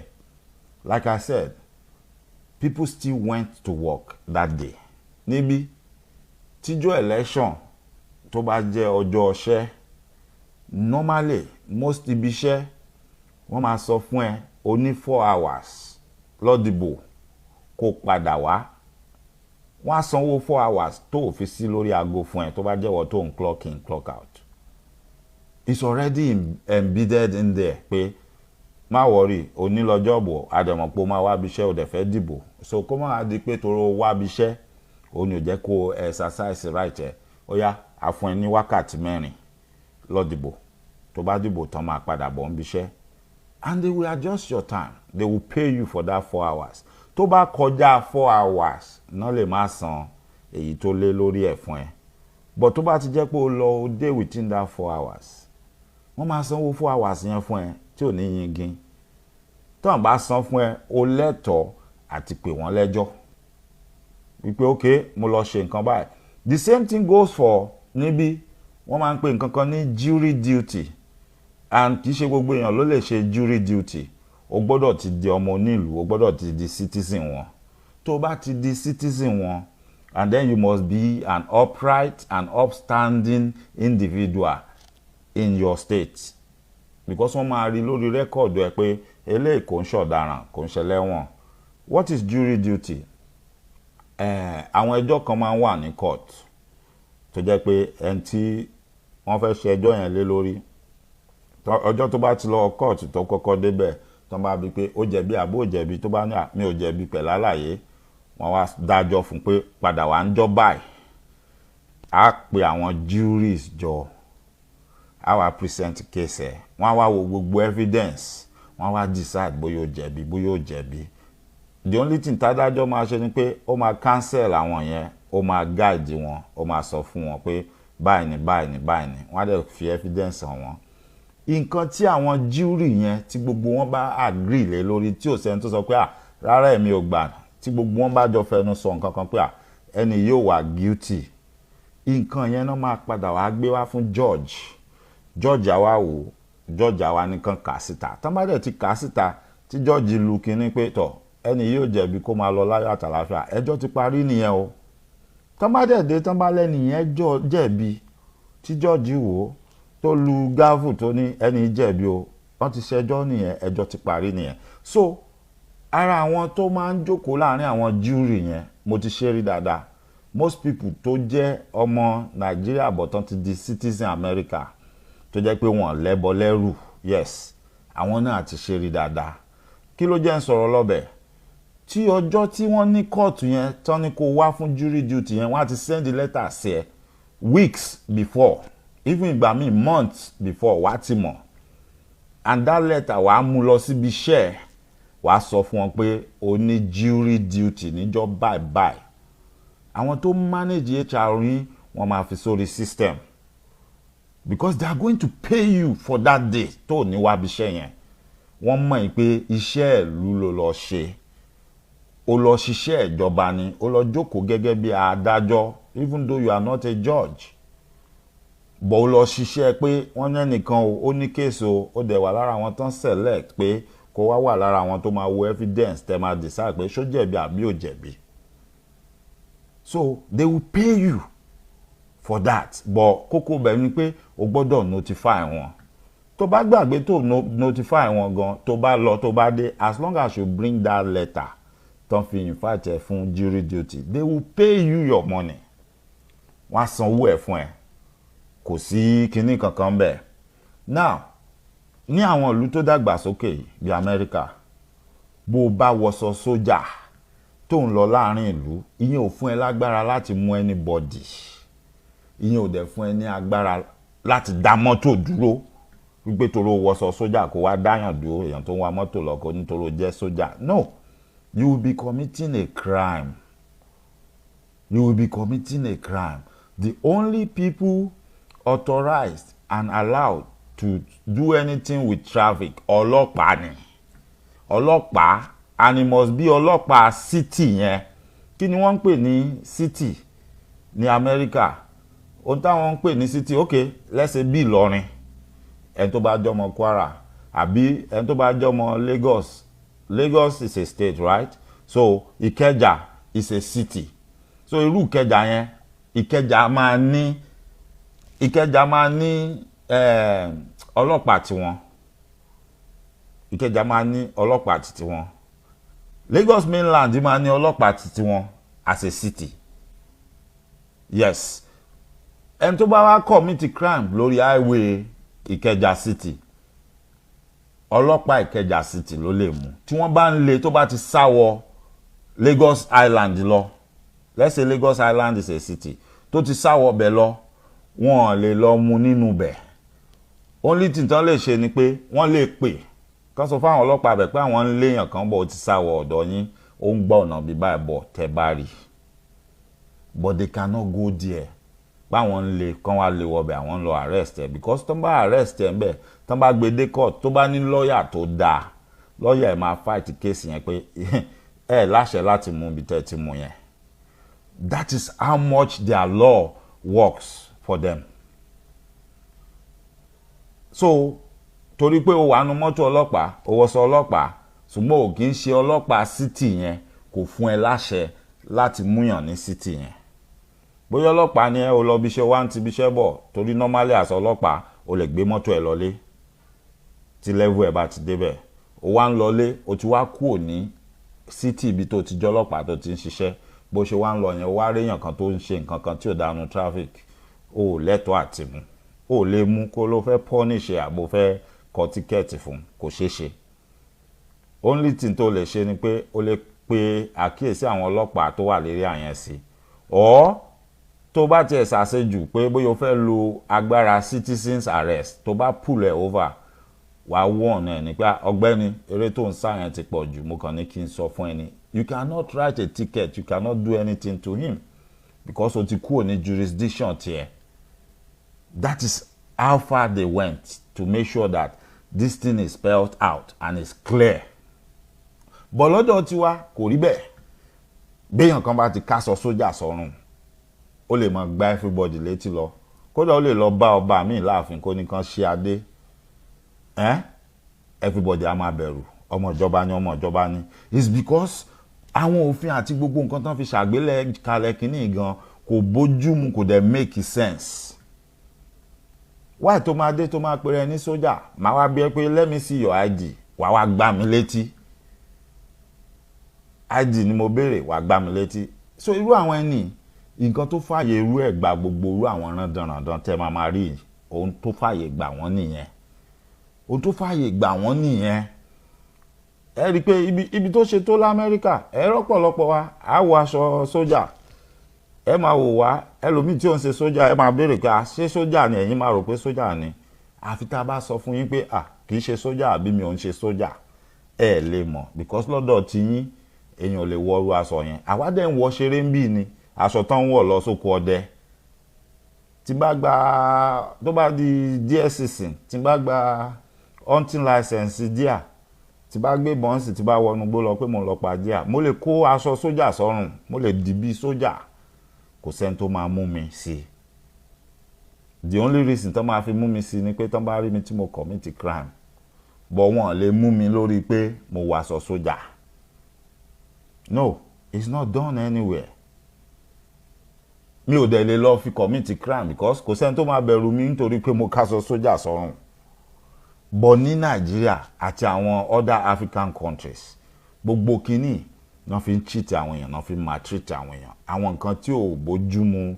àwọn nǹkan tí ò ní mínì tí ò wúlò wọ́n á máa fi fìyà jẹ àwọn èèyàn ok táwọn ẹni gan tó bá jẹ́lù tó lófin tó létò lẹ́sẹ̀ pé ọlọ́pàá ni wọ́n lóòótọ́ wọ́n ní ID wọ́n ní gbogbo ẹ̀ were they commissioned to go to that spot were they deployed there ta ló deploy wọn lọ síbẹ̀ ṣebí area yẹn ó yẹ kó ti ní àwọn tí wọ́n deploy síbẹ̀ pé kán cover area yẹn so how did these people get there and started operating these are things tí à ń sọ pé gbogbo kínní yóò bójú mu kò dẹ̀ síbẹ̀ ṣe fẹ́ túṣe kò sátúnṣe tẹ́ fẹ́ ṣe sí kínní mọ́ because the same set of people tán ráwọn ẹni níṣẹ́ jáde tán nìkan káṣọ ẹ̀ sọ́rùn tán kó bọ́n fún wọn àwọn náà wà nílé ìgbìmọ̀ asòfin tí wọ́n ń ṣòfin fún yín tí wọ́n ń ṣe gbogbo ẹ̀ so they are not going to allow you to change the laws they are not going to do anything to change it because wọ́n mọ̀ pé tẹ́ bá ti change ẹ̀ kò work fáwọn ọmọ nìyẹn wọ́n dẹ̀ mọ̀ pé bí ọ̀pọ̀lọpọ̀ àwọn báwọn ṣe ń wọlé ìbò nìyẹn and that is why we are saying pé nǹkan tí ò bá ṣe é tò ẹ gbàgbé ẹ filẹ̀ ẹ dànù ẹ jẹ́ kó ń kálukú lọ lọ́tọ̀ọ̀tọ̀ ká wá lọ ṣe ìpilẹ̀ṣẹ̀ tuntun where everybody will know pé wo bó ṣe máa rí lọ́dọ̀ wa ní òfin wa sì ní a sì ti fòǹtẹ̀tẹ̀ ìyálàyà ẹnìkan kan ò dẹ̀ lè yí padà ẹni tó bá dẹ̀ṣẹ̀ sí abẹ́ òfin yẹn máa gé ni nígbà tó máa fi èèyàn bíi 10 dófin táwọn tó kù bá rí everybody máa ṣe kí ni ó máa tọwọ́ ọmọ ẹ̀ bá sọ wọ́n máa kìlọ̀ fúnra wọn pé okay it's like these people are not playing anymore wọ́n ti mọ bó ṣe ń lọ ẹ wá sọ fún mi bí ló ṣe ní padà dá ń gbà yẹn ẹ wá sọ fún mi bí ló ṣe ní padà dá ọ̀gá ọlọ́pàá ń bì tó bá ṣàṣemáṣe lójú títì ọmọọṣẹ́ ó máa arrest ẹ̀ tó bá jẹ́ ẹ̀ṣẹ̀ tó ṣẹ̀ ẹ̀ṣẹ̀ pé kó máa gbé lọ jail immediately ni ó ń gbé lọ jail nìyẹn tí ó dẹ̀ sí nǹkan kan tó máa ṣẹlẹ̀ wọ́n bí dáa kó halẹ̀ mọ́ kó ní òun máa gbàṣẹ́ lọ́wọ́ ẹ̀ torí as at that moment kò lè gbàṣẹ́ lọ́wọ́ ẹ̀ mọ́ kò lè ṣe nǹkan kan fún mọ́ under the law òfin ti wà ní òfin ti wà tó sọ bẹ́ẹ̀ tó dẹ̀ dé ìpè okay orí ó mọtí yó ó wá ń wa mọ́tò ọ̀gá ọlọ́pàá pátápátá dẹ̀ ni tó lè wojú ẹ̀ bọ̀ òfin ti dé pé ẹni tó bá mọtí yó tó ń wa mọ́tò ẹ mú ẹ ṣe sobriety test fún ẹgbẹ́ breathalyzer sí lẹ́nu tí alcoholic volume tó wà nù kíní yẹn tó bá ti lè kọjá ibi tí wọ́n ní kó dé automatically ẹ arrest ẹ gbé lọ sí jail ní jail tó bá débẹ̀ wọ́n máa gba blood lára ẹ̀ wọ́n máa wá lọ ṣe real blood work tó máa gbé the actual content of drugs àti alcohol level tó wà nù ara ẹ̀ jáde breathalyzer yẹn ìyẹn start ẹ̀ ní preamble nìyẹn but so that tó bá dé court kó má ní ọ̀nà àbáyọ wọ́n á gba ẹ̀jẹ̀ wọ́n á ṣe blood work wọ́n á dẹ̀ keep result orí in case tó bá dé court tó fẹ́ máa rojọ́ ọ̀rọ̀ so this is the way it's done ọ̀rọ̀ pé ẹnìkan jọ̀gá ọlọ́pàá ti wá di untouchable wọn gbọ́dọ̀ fọwọ́ kàn án ẹnìkan jẹ́ ọ̀gá sójà ó ti di untouchable wọn gbọ́dọ̀ fọwọ́ kàn án it's not done anywhere wọ́n á máa sọ̀rọ̀ immunity pé torí ẹnìkan jẹ́ gọ́fúnà wọn lè ṣe nǹkan kan fún yà wọ́n ń lò láwọn ìlú tó ti dàgbà sókè náà bọ̀ bọ́n ṣe ń lò ní Nàìjíríà kọ́ ni wọ́n ṣe ń lò yes ọ̀pọ̀lọpọ̀ àwọn tó jẹ́ gọ́fúnà àbí tí wọ́n jẹ́ kọmíṣánná tó ń bá ṣàṣe má ṣe tó ń bá ti rí pàrọ̀ àlùmọ̀ tó ń pariwo àwọn fúnra wọn náà máa resign wọ́n á kó ń bẹ̀ wọ́n á ní kó fi ṣe nǹkan tó bá fẹ́ ṣe bọ̀bí tàwọn tiwa kọ́ o ìgbà yẹn náà máa ràn dí mọ́lẹ̀ pé àwọn ò ní kó ń bẹ̀ dẹ̀ wọ́n lọ máa sáré pé kí immunity yẹn kó má bàa tán ẹ wò ẹ make sure pé kí n tún wọlé o tó bá rẹ̀ jẹ́ pé wọ́n lè rí contest wọ́n lọ máa sáré pé tó ẹ tètè máa wá bòmí tẹ̀ máa fi mí sí ti immunity mi yẹn tí ò fi ní expire tí wọ́n fi ní lè ṣe nǹkan kan fún mi gbogbo ọgbọ́n àlùmọ̀kọ́rọ́ yìí ó là ń sọ pé kò sí bẹ́ẹ̀ ṣe fẹ́ ṣe é tẹ́ fẹ́ gbà lọ́wọ́ wọn ní gbà the only way the only solution fún gbogbo kínní náà ni pé ẹ jẹ́ kó ń kálukú lọ lọ́sọ̀ọ̀tọ̀ ẹ jẹ́ kí a lọ ṣe ètò òfin míì bá a ṣe fẹ́ kó rí ká wá bẹ̀rẹ̀ kó ń kálukú lọ bẹ̀rẹ̀ all over lọ́dọ̀ tiẹ̀ ìyẹn ò nípa ń jà a sì lè sọ̀rẹ́ ẹni tó bá wo ń kálukú ló ní kálukú máa bá sọ̀rẹ́ ẹni tí ò bá dẹ̀ wù ẹ́ láti bá sọ̀rẹ́ dandan kọ́ náà nǹkan tá à ń sọ nìyẹn kò le tó yẹn bọ̀ ó nílò gbogbo wa àgbájọwọ́ la máa fi ń sọ̀yà all these things that you guys saw yesterday if you know you are tired of it you don't want to see it again you don't want to participate in such elections again you know the right thing to do start talking start speaking about Yoruba nation if you are of the Igbo tribe start speaking of the IPOB and start struggling and fighting for it. If you believe Peter Obi can do something, go and fight for your tribe. Let Peter Obi come and do it there. Ìwọ tó ní dandan o believe pé Jagaban lè ṣe nǹkan fún yín. Start fighting for Yoruba nation. Let Jagaban come and do it. Tó bá wọlé election lẹ̀ Yorùbá. Let him come and do what he wants to do there. But this union is not working. It's never going to work. Kò ń ṣèpè. Àtọdún wo ni wọ́n ti ń gbìyànjú yóò work ẹja máa patch ẹ̀. Tell me, show me, what have we achieved? Kí la mú jáde ń bẹ̀? Àfi ká máa parọ́ fúnra wa lójoojúmọ́, ká máa parọ́ fúnra wa. Ṣé mọ iye èèyàn tẹ́mi wọ́n tún ti lọ lánàá báyìí? So ọdún wo la tó máa bẹ̀rẹ̀ sí ṣe election ní Nàìjíríà? Tẹ́ bá insist pé Nàìjíríà náà ni. Ọdún wo lẹ máa tó selection Nàìjíríà? Tẹ́mi èèyàn ní lọ sí, tẹ́mi èèyàn ní bọ́. Ọ̀rọ̀ wa ò tún ṣe ọ̀rọ̀ dúdú àti funfun o. Dúdú ni gbogbo wa o. But because of that difference tó ti wà ń bẹ̀ àti greediness tó ti wà nú àwọn èèyàn kan, àwọn kìíní yóò lè stop except we ourselves put a stop to it. Báwo la ṣe máa put a stop to it? Ẹ jẹ́ kí eníkálukú gbà pé ká yanjú ẹ̀ kó oníkálukú máa lọ lọ́tọ̀ọ̀tọ̀ because gbogbo eléyìí tá a ṣe ń sọ yín sìn kò tí ì sẹ́ni tó máa mọ nǹkan tó máa ṣẹlẹ̀ tílẹ̀ bá mọ́ lọ́la ń sìn. Everybody wà nínú bẹ̀rù bojo now. Should it be like that? Torí pa selection. Gbọ̀ngbà tó bá jẹ́ pé a ti kó nǹkan tí ò yẹ ká kó pọ̀ àti kó mọ́ra wọn. That situation will always be there. Because every time the election is coming, everybody is always saying pé wàhálà tún ń bọ̀. Meanwhile, wọ́n ṣe election láwọn orílẹ̀-èdè míì. Tí anybody ò tiẹ̀ nímọ̀ pọ́n ṣe election. And when they are done, they will announce the result. Even tabarẹ́ni tó sọ pé wọ́n ṣe èrú o wọ́n dàbò rú o, they will just talk about it and they will go to court and sort it out. Ṣebí Trump pẹ̀lú Biden wọ́n jọ dù. Up to now Trump ní wọ́n ṣe èrú kóòtù sọ pé kẹ́rí ẹ̀ jáde. Èèyàn mélòó lẹ ti gbọ́ pé wọ́n ń para wọn lọ lójoojúmọ́ báyìí? Biden mà ti ń ṣe tẹ́nà ẹ̀ lọ́wọ́ mà ti fẹ́ ṣe tán. And that's the way it should be. That's the way it should be. Bọ́ngbà tí wọ́n bá ti kó nǹkan tí ò jọra wọn mọ́ra wọn, wàhálà ló máa wà ń bẹ̀, wàhálà ló máa mú wá. Ẹ má jẹ́ ń dá wa lágara, ẹ já gbọ́ nǹkan tí wọ́n sọ ń pa àwọn èèyàn ìdílé. Was supposed to happen, and if I remember, if I get that right, that I think there was a response from the government saying that they had to send people for excavation purposes. We'll just need to get some clarity on that one at the moment. So if we do have Natasha Poti, she is on the ballot. So she wasn't exactly happy concerning what played out. So do we have her? Let's just get to hear from her concerning what transpired in her locality. Good evening, Natasha. Can you hear us today?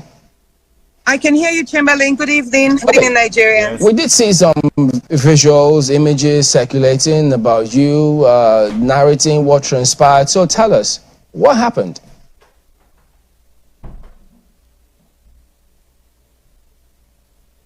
Okay, so it's just coming in frozen at the moment, but we will sort that out and bring her response to you. We'll get as many response from all of those who are in the field in whatever way possible. So just keep it. We'll sort that out and get her back on.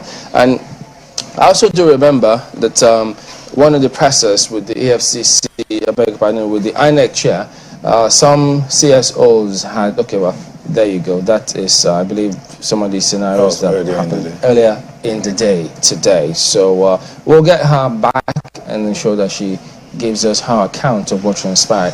Well, there was that call, that concern, when they did ask the INEC chair and security agencies, particularly the IGP, protect the few number. I think the number dropped for females on the ballot. We'll come to that. I wonder why that is the case, but we do have her back. Natasha, she's back on the line. So please go ahead and tell us what transpired today for you. Well, it started quite peacefully, and then there about 12 o'clock, we experienced a lot of attacks from the APC thugs. They carried machetes, guns. Those that carried guns, they wore military uniform, but you can tell that they were not the genuine military. And then they collected ballot papers, seized the beavers, destroyed a lot, and at a point they even tried to abduct an INEC official from a polling near me. So in total, in my local government, that is Okene local government and Okene local government, hundreds of polling units have been destroyed because pretty much we are leading everywhere. Everywhere we were leading. And then wherever they found that we were leading extremely, they had to destroy the ballot boxes. So what happened is, at some instance, the soldiers moved swiftly and like all these gentlemen there and intercepted them requesting for their identification cards, you know, to show that they are actually members of the force. And to their surprise, they had none. So all these men you are seeing on the floor, they're actually about 30 of them that were arrested. So they, can you hear me, sorry? There are about 30 of them arrested. Only 8 are being displayed there because they were arrested in batches and they were moved to the Lokoja command. They were fake policemen. They were all fake policemen wearing the military uniform, carrying guns, machine guns, and they were the ones terrorizing voters. Now, I can tell you that now, I already made a complaint to INEC that hundreds of polling units were destroyed across the local government. In addition, the Ganaja axis of Ajakuta local government never voted. Many polling units there, polling units. Gẹ́gẹ́ bí mi mọ̀ bóyá ọ̀pọ̀lọpọ̀ abóyá ti rí ohun tí ìyáàfin Ìyábọ̀dé Oyèrìndé tí wọ́n kọ, mo ti pin ẹ̀ ká lè rí. Gẹ́gẹ́ bí ohun tí ẹ kọ yẹn mà, ara ohun tá à ń sọ nìyẹn ń pé lẹ́yìn ohun tó ṣẹlẹ̀ lánàá kò tí ì sẹ́ni tó mọ ohun tó máa ṣẹlẹ̀. Láì tí ì ṣe pé wọ́n ti announce pé nìkan ló wọlé, òun lẹ́ ń sọ pé àwọn tó ń ṣẹlẹ̀ yẹn ti ń ṣẹlẹ̀. Ṣebí títí Maiduguri lẹ́yìn sì ń sọ. Èkó nílẹ̀ lẹ́ńbẹ̀ yẹn mà. Èkó in Lagos as at last night. I have several videos. It's just so unfortunate pé mi rí wọn download kalẹ̀ tí màá fi lè gbé wọn wá sórí show because most of them are on Twitter and on Instagram. I have videos of some people after yesterday's election. They were crying. They came outside their house and they were crying and they were calling that people should help them, call the military to come to their area because now some hoodlums are coming to their houses. They wanted to come there and attack them. They wanted to come there and attack them because they didn't vote for the candidate they want them to vote for. They refused to vote for the candidates they were told to vote for. And because of that, after voting last night, most of them couldn't go to bed. even there was a certain community, they had to lock their gates. As in, you know how it is in Lagos. Most areas, they have gates that they lock them at a certain time of the night so that, you know, not just anybody can be coming in and going out. They had to lock those gates last night. But even with that, they couldn't go to bed. Wọ́n lè lọ sùn. Wọ́n dúró síbi gate wọn. Wọ́n wá ń record ara wọn, wọ́n ń ṣe fídíò, wọ́n gbé sí online, wọ́n ń bẹ àwọn èèyàn pé kán bá wọn máa pè, kán bá wọn send àwọn sójà àtọlọ́pàá wá sí area yẹn. Because àwọn tọ́ọ̀gì tí láwọn ń bọ̀ wá káwọn mọ́ lóru. Fúlàní la ní wọ́n ń káwọn èèyàn wa mọ́ lóru tí wọ́n ń pa wọ́n tí wọ́n ń ṣe wọ́n lọ́ṣẹ́ tó ń ṣe gbogbo ẹ̀. But now, ó ti di pé àwọn ọmọlẹ́yìn olóṣèlú ó ti di pé àwọn ọmọlẹ́yìn olóṣèlú tí wọ́n kó bọ́ tán kàdá fún wọn lọ máa káwọn èèyàn má dúgbò wọn torí pé wọn ṣe ohun tó ní kàn ṣe. At the same time, these are the people tẹ́ ní pé káwọn èèyàn wá máa dìbò fún pé wọ́n fẹ́ ṣèjọba. Wọn tí ì déjọba, wọ́n sọ fáwọn èèyàn pé wọn gbọ́dọ̀ ní ọpọlọ, wọn gbọ́dọ̀ máa ronú fúnra wọn. Àwọn làwọn ò máa sọ fún wọn nǹkan tí wọ́n ò máa ṣe. Bí wọ́n bá sì ti tẹ́tí gbọ́, àwọn ò dá àwọn ọmọ ta táwọn máa ń kówó ìlú fún, àwọn ò dá àwọn síta kan máa ṣe wọ́n lọ́ṣẹ́. Ó ní ọ̀rọ̀ tí mo ń sọ lánàá pé ìwọ tó bá jókòó sídi pé Ìgbò ni wọ́n bá fa wàhálà, wọ́n fẹ́ kí Ìgbò kán máa wá dìbò tó wù wọ́n nílẹ̀ Yorùbá. I want you to remember this. Tí wọ́n bá ṣe, even tá a bá pín, tẹ́ bá sì gbarú àwọn èèyàn yìí láàyè tó jẹ́rú wà yẹn náà ló wà nù wọn. Anybody tó bá dìde nílẹ̀ Yorùbá láti bá wọn figagbága, the same method yẹn náà ni wọ́n máa gbé wá, ni wọ́n máa lò. Kò ń sọ̀rọ̀ pé wọ́n ń bá Ìgbò jà lọ́rọ̀ tó wà nílẹ̀ yìí. Ìwà àánú wọn, ohun tí wọ́n fẹ́ máa ṣe nìyẹn. Wọn ò fẹ́ kẹ́nikẹ́ni máa bá wọn du nǹkan kan. Wọ́n fẹ́ kó jẹ́ pé ohun táwọn bá ti sọ bẹ́ẹ̀ ni kò dẹ̀ gbọ́dọ̀ yẹ̀. Ẹnikẹ́ni tó bá ti gbọ́ àwọn lẹ́nu kán ṣe kíni, kán yanjú ẹ̀ àbí kán máa lé wọn kiri. Òun là ń sọ fọ́pọ̀lọpọ̀ pé ẹ jẹ́ ká jẹ́ kó yéra wa. Ẹ jẹ́ ká jẹ́ kó yéra wa. Tó bá ní àwọn Ìgbò ni wọ́n ń ṣe sí, but the same thing happened nílẹ̀ Ìgbò lánàá. Bẹ́ẹ̀ ni. The same thing tí wọ́n ń ṣe lẹ́kọ̀ọ́ yẹn, wọ́n sì tún ṣe sí wọn ní ilẹ̀ Ìgbò náà lánàá pé tẹ́ ẹ bá dìbò fún APC, ẹ ní dìbò ń bí. Tọ́ndẹ̀ da gbogbo polling booth yẹn rú. Da polling unit yẹn rú. Gbogbo àwọn fídíò yìí wọ́n wà lórí ẹ̀rọ ayélujára. Ìwọ tó bá ní Instagram, tó ní Twitter, ẹ lọ bẹ̀ gbogbo ẹ̀ wà ń bẹ̀ máa rí wọn bẹ̀. Kì í ṣe pé bóyá wọ́n ń parọ́ mọ́yàn àbí wọ́n ń wárọ́ mọ́ra wọn kọ́ lélẹ̀. Gbogbo àwọn fídíò yìí ló wà lórí ẹ̀rọ ayélujára. Gbogbo nǹkan tán ṣe lánàá. Mi ò rí election tó worst tó yẹn rí. Mi ò rí.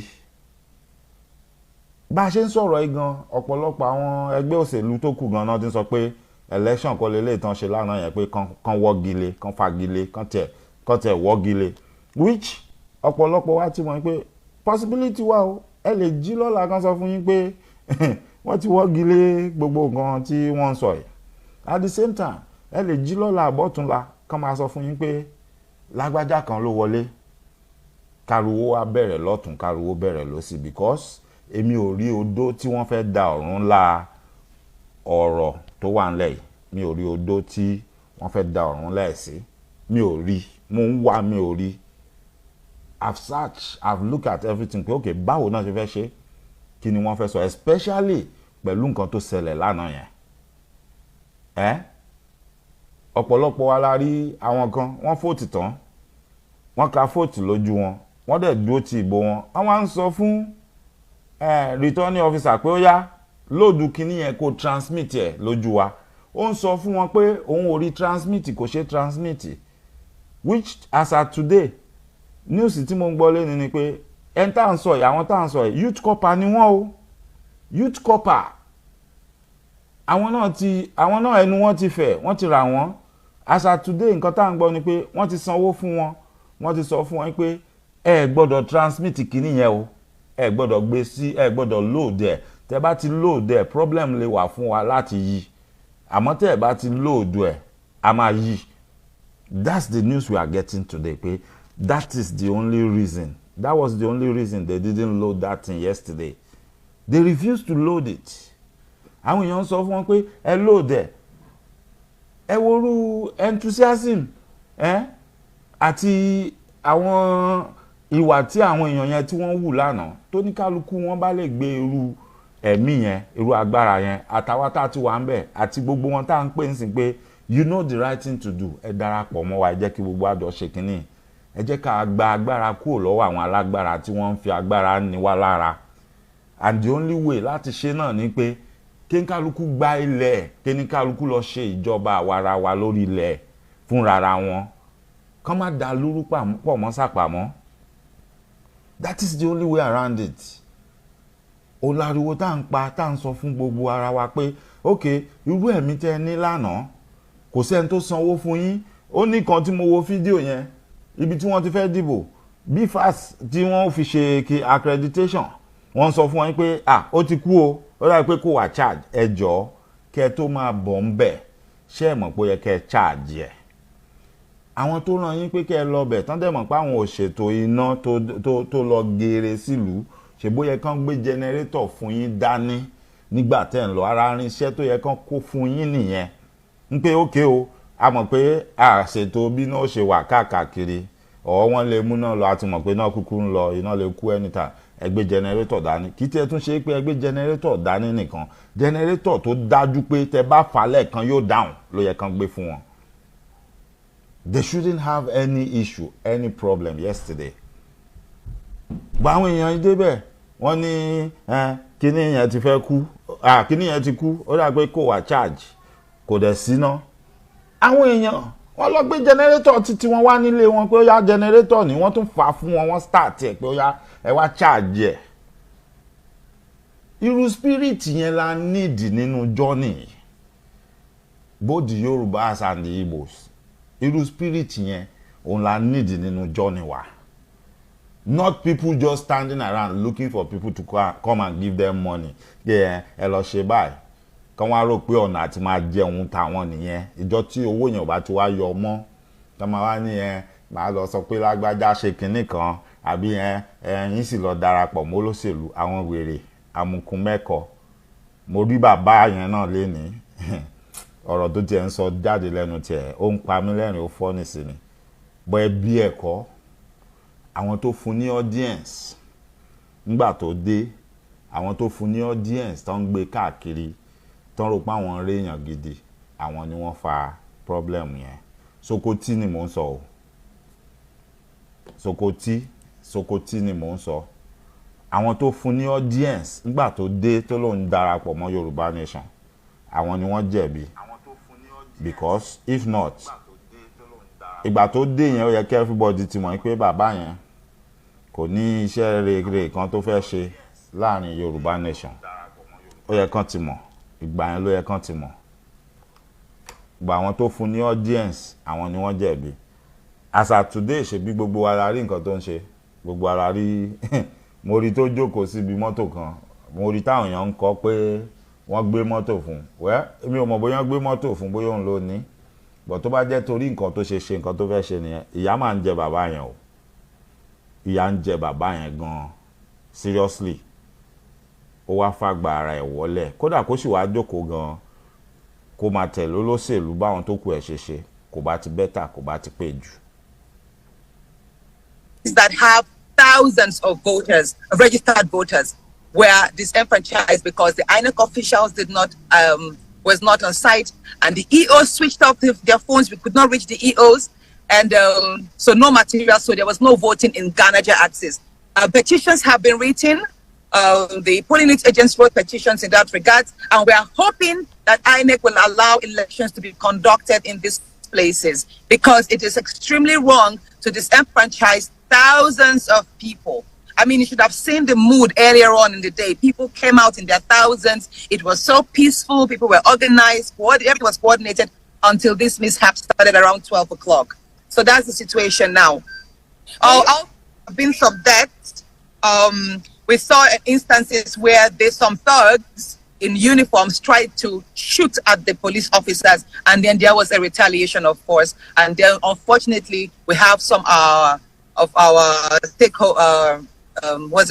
constituents dead. Some people lost their lives today. because the soldiers had to defend their lives. So there was exchange of fire of gunshots. That's really disheartening. Oh, to and hear. one more thing. But I don't know if you can confirm to us, Natasha, if you can hear me, about there were reports that initially some areas were dug up around your local government. Can you hear me? One into my community, Bello tried by the Nigerian army, and they told Bello not to. He had no right to leave his local government and enter another local government. He was driving into my community and he was stopped.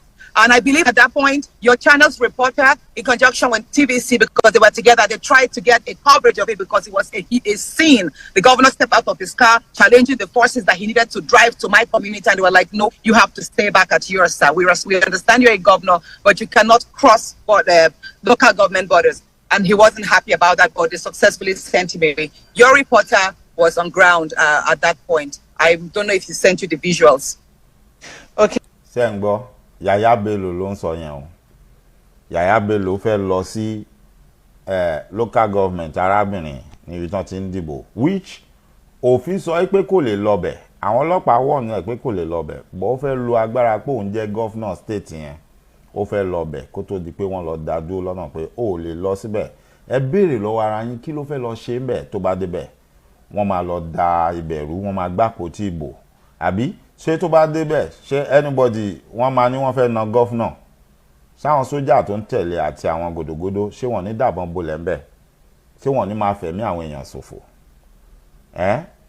ó fẹ́ lọ bẹ̀ ó fẹ́ lọ dàbẹ̀rú irú èèyàn tí àwọn èèyàn wọ̀nyí tí wọ́n jẹ́ lélẹ̀ ohun tó tún fara pẹ́ mo rí ohun tí àwọn èèyàn kan ń bì tí wọ́n ń sọ nípa Sokoti ṣe rí àwọn èèyàn bíi bàbá yẹn aláìlójú tí ayé àtọ̀run ni wọ́n bẹ́ẹ̀ ni ó dàbí ọ̀rọ̀ olóògbé Gbénga Adébóyè nínú fọ́nrán wọn kan ni ó ní alábòsí a máa ní name alábòsí a máa lówó alábòsí a máa bímọ alábòsí a máa lọ́rẹ̀ẹ́ ṣùgbọ́n àtúbọ̀tán alábòsí kì í dáa bẹ́ẹ̀ ni àtúbọ̀tán alábòsí kì í dáa èmi really mi kọ́kọ́ suspect ẹ̀ bọ́ ibi tí mo ti suspect ẹ̀ ni ìgbà tó ti gbé ọlá àyà wá tó ti ń sọ pé brother òun ni ọ̀rẹ́ òun ni àwọn ò lè jà láéláé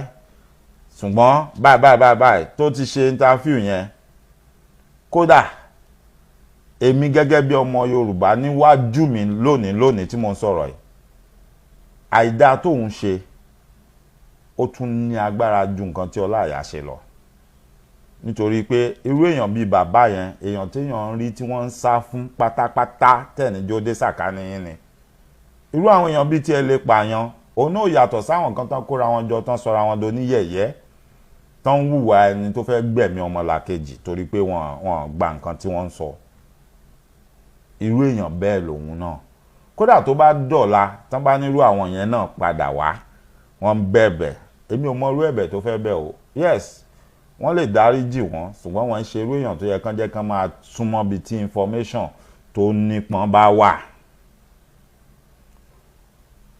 wọ́n ń ṣe irú èèyàn tó yẹ kán jẹ́ kán máa súnmọ́ bíi tí àwọn èèyàn tó ní láárí nínú ìrìn àjò ìbá wà irú wọn backseat ẹ̀yìn pátápátá ló yẹ kán ní kán lọ jókòó sí kán máa gbọ́ nǹkan tí a bá ń sọ kán máa gbọ́ lọ́ọ̀kan bẹ́ẹ̀ ni normally tá a bá ní ká wo status irú bàbá yẹn àti irú èèyàn tán jẹ́ á ní kán jẹ́ kán súnmọ́ wájú àwọn náà lè ní àmọ̀ràn àbí nǹkan kan àmọ́ irú àwọn yẹn ò lámọ̀ràn gidi kankan tán fẹ́ gbà wá nínú struggle yìí because a ti rí wọn pé oníjẹkújẹ nǹkan tán fẹ́ jẹ náà ń wá kiri wọn níṣẹ́ rere kankan tán fẹ́ wá ṣe nínú Yorùbá nation bóyá àwọn náà rò pé bóyá àwọn náà ti gbọ́ pé wọ́n ní wọ́n máa ń gbé mọ́tò fáwọn kan wọ́n máa ní àwọn kan máa ń kọ́lé wọ́n máa ní wọ́n máa ń fún wọn lówó wọ́n máa ń ṣe gbá fún wọn ń ṣàwo fún wọn bóyá nǹkan tí àwọn náà gbọ́ nìyẹn tó mú wọn wá nǹkan tán lé wá nìyẹn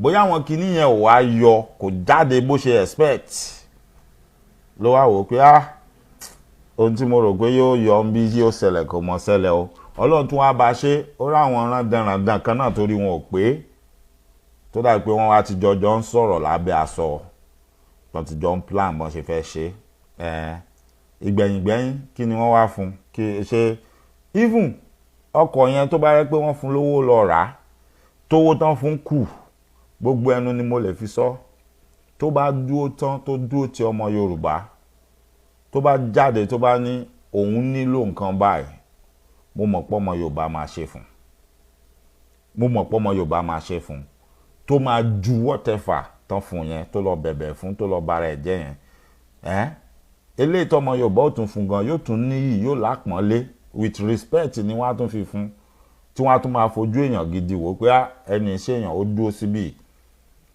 mo mọ̀ pé èyí tó lọ gbà yẹn abẹ́ pé èèyàn ń fi rẹ̀ wọ́lẹ̀ kò bá bígbà tí èèyàn lọ ṣe bí atọrọ bára ló lọ fi gbà á so nǹkan tó bá wù ló lè máa sọ jáde lẹ́nu ló lè máa ṣe pé ó wá jókòó wá ń sọ ṣé kò ṣàwọn èèyàn burúkú ò sí láàrin àwọn náà ni ṣé kìíní kan ó mọ yẹn tẹ́lẹ̀ so kí ló wá dé ńgbà tó dé tí ò máa sọ̀rọ̀ bó ṣe ń sọ̀rọ̀ ńsìn tó jẹ́ pọ́tọ̀ lórin tó ń kọ tẹ́lẹ̀ àmọ́ gbà tó hùwà burúkú tán tó fẹ́ sọ̀rọ̀ bó mọ́lẹ̀ ránṣẹ́ kí ṣé àwọn tó ń ṣe nǹkan tó jù yẹn lọ sí láàrin ọmọ Yorùbá àwọn tó ń ṣe nǹkan búburú tó jù yẹn lọ tó wà láàrin ọmọ Yorùbá ara wọn náà níyìn ẹ̀yin náà lẹ ń jáde tẹ́ fi ra yín hàn yẹn ẹ̀yin náà ni àwọn èèyàn bíi tíyín náà ni lẹ́jọ́ máa ń hùwà burúkú yẹn òun náà lẹ́yìn náà hù yẹn náà àbí ìwà apààyàn náà lẹ́yìn náà hù yẹn náà so if you are sitting there talking pé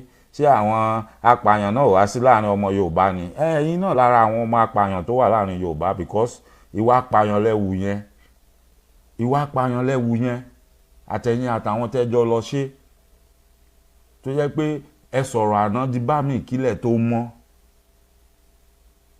ọ̀rọ̀ àná tí gbogbo èèyàn jọ jókòó tán jọ sọ kí lẹ́sẹ̀ tó mọ́ ẹ tún ti sọ di nǹkan míì ó wá gbẹnu yín kódà kẹsì wá wọlé lọ kẹ dákẹ́ kẹ má sọ̀rọ̀ mọ́ kó bá bẹ́tà ẹ tó wá jáde ẹ máa fẹ́ sọ ọ̀rọ̀ ẹ fẹ́ rojọ́ àwíjàre mà nìyẹn ibi tó bá yẹ kéèyàn ti bá ọgbọ́n lọ́pọ̀lọpọ̀ gbà tán bá bá àgọ́ ńbẹ̀ ó máa ń dùn yàn.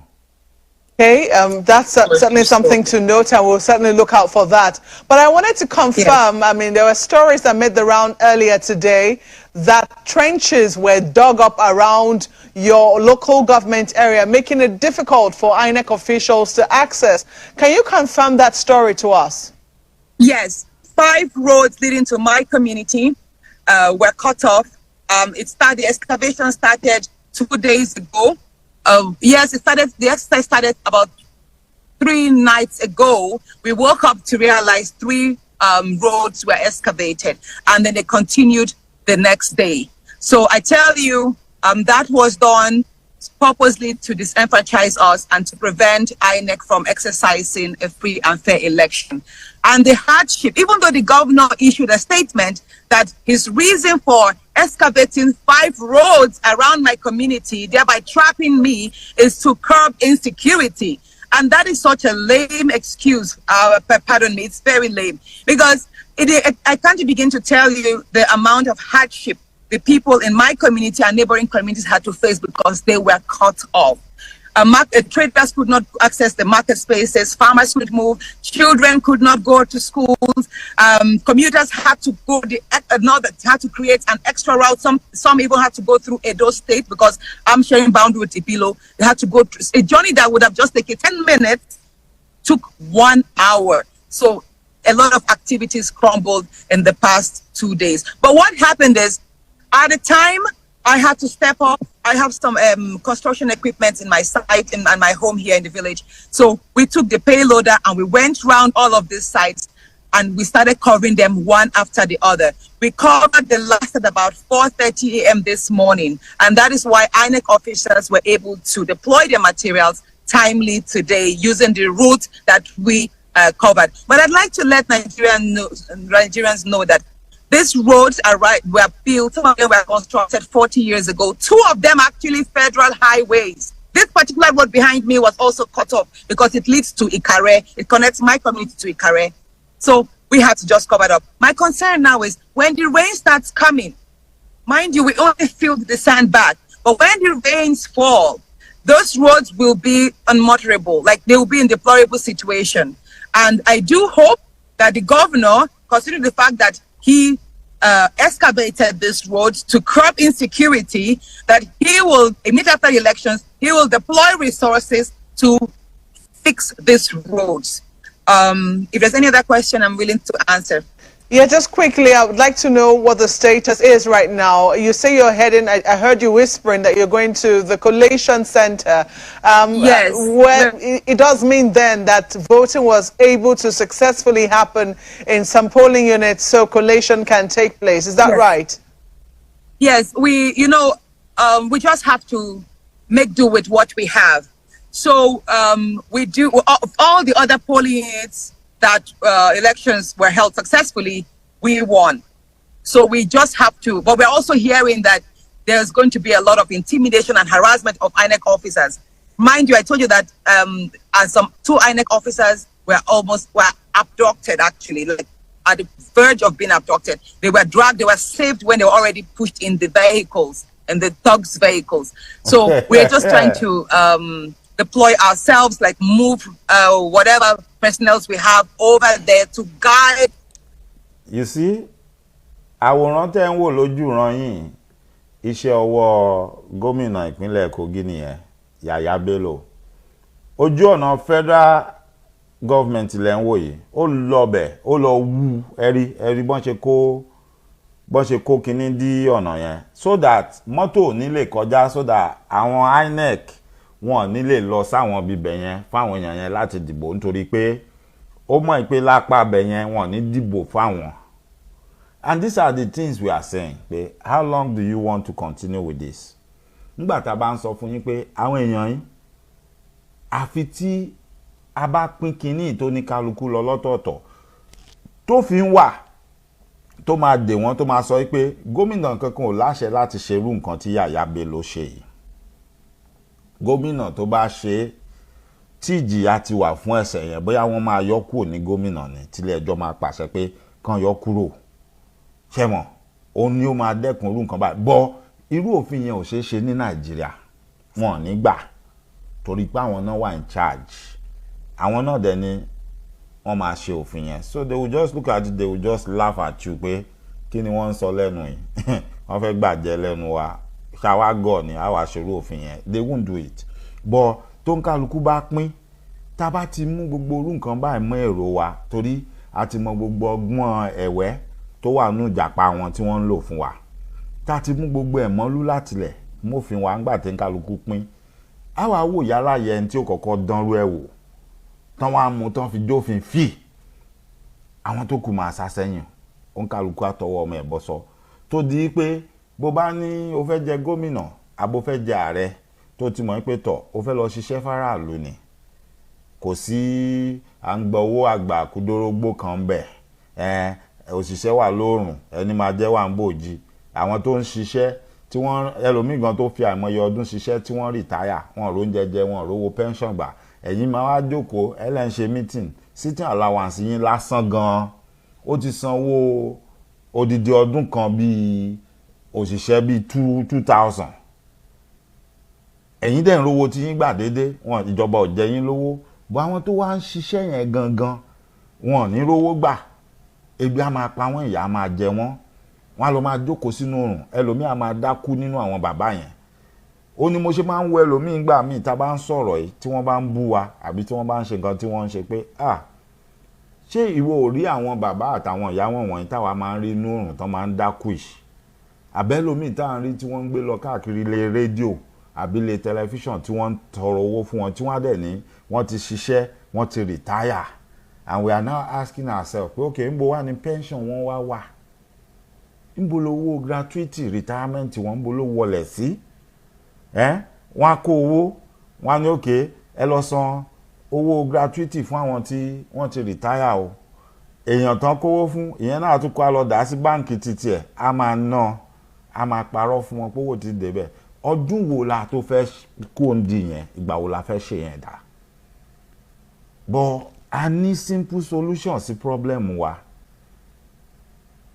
gbogbo wa la dẹ̀ mọ̀, ó wà obvious, because most of you gan tẹ́ lọ dìbò fáwọn èèyàn wọ̀nyí lẹ́yìn náà ń sọ, ọ̀pọ̀lọpọ̀ yín lẹ ti ń sọ pé ẹ ṣàjọsẹ̀ election ìtàn tí ò bá ti gbà a ti mọ̀ pé nǹkan tá à ń bọ̀ wá bá nìyẹn. Nǹkan tá a dẹ̀ ń sọ fún yín ni pé no, since tẹ́yìn náà ti mọ̀ pé nǹkan tá à ń sọ ló right, ẹ jẹ́ ká ṣe ní ìsìn ìgbà ara là á búra.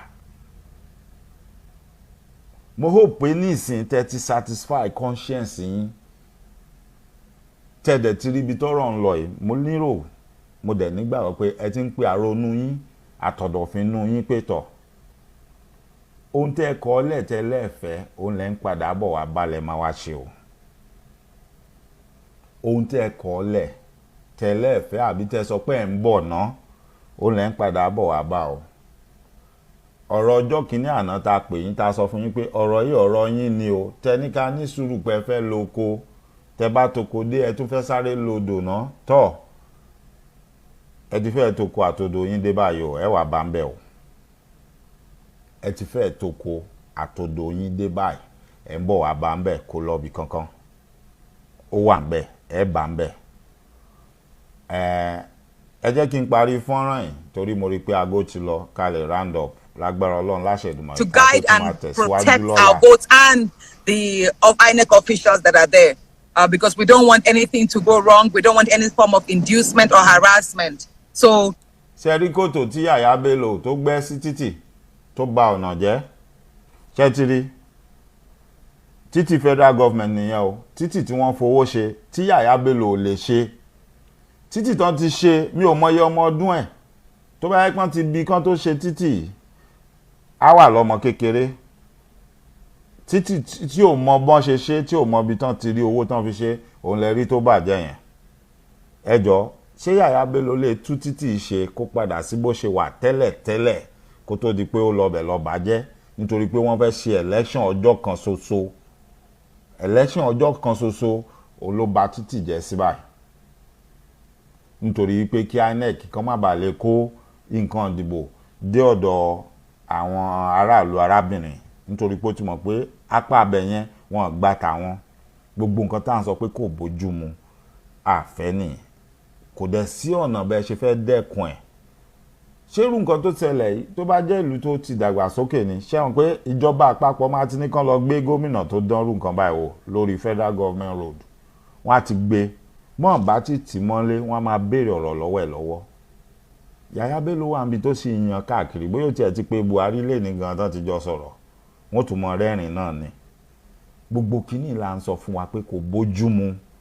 Ọ̀nà àbáyọ wà, ọ̀nà àbáyọ kan ṣoṣo tó dẹ̀ wà ní pé kán pín kínní kó ní kálukú máa lọ lọ́tọ̀ọ̀tọ̀. If at the end of the day INEC decides to announce the results based on the polling units that were successful, I know that I'm going to emerge victorious. But at the same time, I don't want any last-minute game because this is it. Like until the results are finally announced, believe me, there are people that are going in to make some mischievous changes, and we're trying to avoid that. All right, then. Thank you so much for sharing your experience with us today. Mrs. Natasha Akpoti-Uduaghan, who's the PDP senatorial candidate. We also implore you to stay safe. Ẹ̀yin mo kàn ní ká fi ara àwọn nǹkan tá a tún rí díẹ̀ ká fi hàn wá ni. Nǹkan pọ̀ tá a rí o. Oríṣiríṣi fọ́nrán ló wà tí mo nífẹ̀ẹ́ àti fi hàn wá ṣùgbọ́n tí ààyè ò ní gbà wá. Nítorí pé tẹ́ bá wo aago ẹ rí pé àkókò ti lọ. Ó ti ṣe díẹ̀ náà tá a ti wà lórí ètò yìí. A ti lò bí wákàtí kan àtààbọ̀. Ṣùgbọ́n mi ò ní gbé wa dúró sórí ẹ̀rọ ayélujára pẹ́ ju bó ṣe yẹ lọ. A fi òǹtẹ̀tẹ̀ níbi tá a bá dé yìí fún ti tòní. Ṣé wọn pa ṣẹ̀ṣẹ̀ wọ ọ̀sẹ̀ tuntun ni. Gbogbo wa ń sìn àti ìmọ̀lẹ̀ tí ó mọ̀ lọ́la àti ìmọ̀ tí wọ́n gbé jáde. Torí mi ṣàwọn pé inú ọ̀sẹ̀ tá a wà náà ni wọ́n gbọ́dọ̀ sọ ohun tí wọ́n bá sọ. Kí ló ṣẹlẹ̀? Kí ni wọ́n fẹ́ ṣe? Wọ́n gbọ́dọ̀ jẹ́ ká mọ̀. Lẹ́yìn ohun tán bá sọ àti ohun tán bá fẹ́ ṣe ẹnikẹ́ni nínú wa tí mọ̀ nǹkan tí ó ṣẹlẹ̀. Ṣùgbọ́n nǹkan kan tèmi mọ̀ ni pé fún gbogbo àwa tí a nífẹ̀ẹ́ sílẹ̀ olómìnira Yorùbá tó jẹ́ pé èròǹgbà wa nìyẹn. Èmi mọ̀ pé dídùn lọ́sàn ó so nígbẹ̀yìn. Gbogbo ibi tó wù sẹ́ẹ̀ kí ọ̀rọ̀ yìí kó já sí mo mọ̀ pé ibi dáadáa ló máa já sí fún àwa tá à ń fẹ́ Yorùbá nation. Mo mọ̀ yẹn ó dá mi lójú. So mò ń bẹ gbogbo wa ẹ jẹ́ ká ṣe kínni ẹ jẹ́ ká ṣe gáfárà fún wọn bí tí wọ́n bá ti ń fa wàhálà gbogbo ohun tó bá wù kó máa ṣẹlẹ̀ ẹ jẹ́ ká wá ọ̀nà bí àwọ̀ ṣe dáàbò bora wa tá à ní fira wa sínú ewu àwọ̀ bá wọn jẹ́ gbì a sì gbọ́dọ̀ bá wọn kú gbì ẹ jẹ́ kó ní kálukú wa ká forí ara wa pamọ́ ẹni tí Ọlọ́run bá fún láǹfààní tẹ bá sì ní ṣéǹjì lọ́wọ́ tẹ bá mọ̀ pé ẹ nílò oúnjẹ nínú ilé omi nǹkan tí ààyè ẹ bá yọ ẹ gbìyànjú ẹ tètè ṣe bẹ́ẹ̀ Ọlọ́run má jàrí láburú Ọlọ́run má jẹ́ èèyàn kábàámọ̀ pé mo dẹ̀ l'opportunity o ká dẹ̀ ni mo mọ̀ kí n ti ro omi bó ṣe gàárì ni torí ara nǹkan kan tó jẹ́ pé ó dẹrùn jù nìyẹn tó jẹ́ pé kò sígbà kí ìgbà bó bá ti ro omi ó bu gàárì sómi ó mu omi o inú máa kún ọkàn á balẹ̀ àbí ó sì pé èèyàn ju pé kéèyàn wá nítorí pé ebi ń pa àwọn àbóhùn fẹ́ wóúnjẹ lọ kéèyàn wá lọ fi rẹ̀ sínú ewu gbogbo amọ̀ tàǹkì wọn tí wọ́n kó káàkiri ẹ rí i pé títí dìsìn wọn àti ìfi bẹ́ẹ̀ kó wọn kúrò ńlẹ̀ ẹ máa bira yín léèrè torí kíni wọ́n ń gbìyànjú àti ṣe so ẹ jẹ́ kí gbogbo wa ẹ jẹ́ ká máa fi ọkàn bá ètò yìí ká máa fi bá bọ̀ bó ṣe ń lọ Ọlọ́run á kọ́ gbogbo wa mọ̀ ṣe àní rìn àrìn fẹsẹ̀ sí àdẹ̀ní rìn ìjọ tẹ́bi ń pọ̀nà lágbára Ọlọ́run láṣẹ Èdùmàrè ààbò Elédùmarè tó dájú tó péye á wà lórí gbogbo wa wọn nífẹ̀ẹ́ nikẹ́ni nínú wa sàwátì láṣẹ Èdùmàrè títí dìgbà tá a bá tún pàdé ẹ̀mí ọmọ yín àbúrò yín ọ̀rẹ́ yín olólùfẹ́ yín Dr. Mike Ọlá Ifágúgù mò ń kí gbogbo wa pé káríra láyọ̀ o ká pàdé láyọ̀ o láṣẹ Èdùmàrè ó dàárọ̀ o.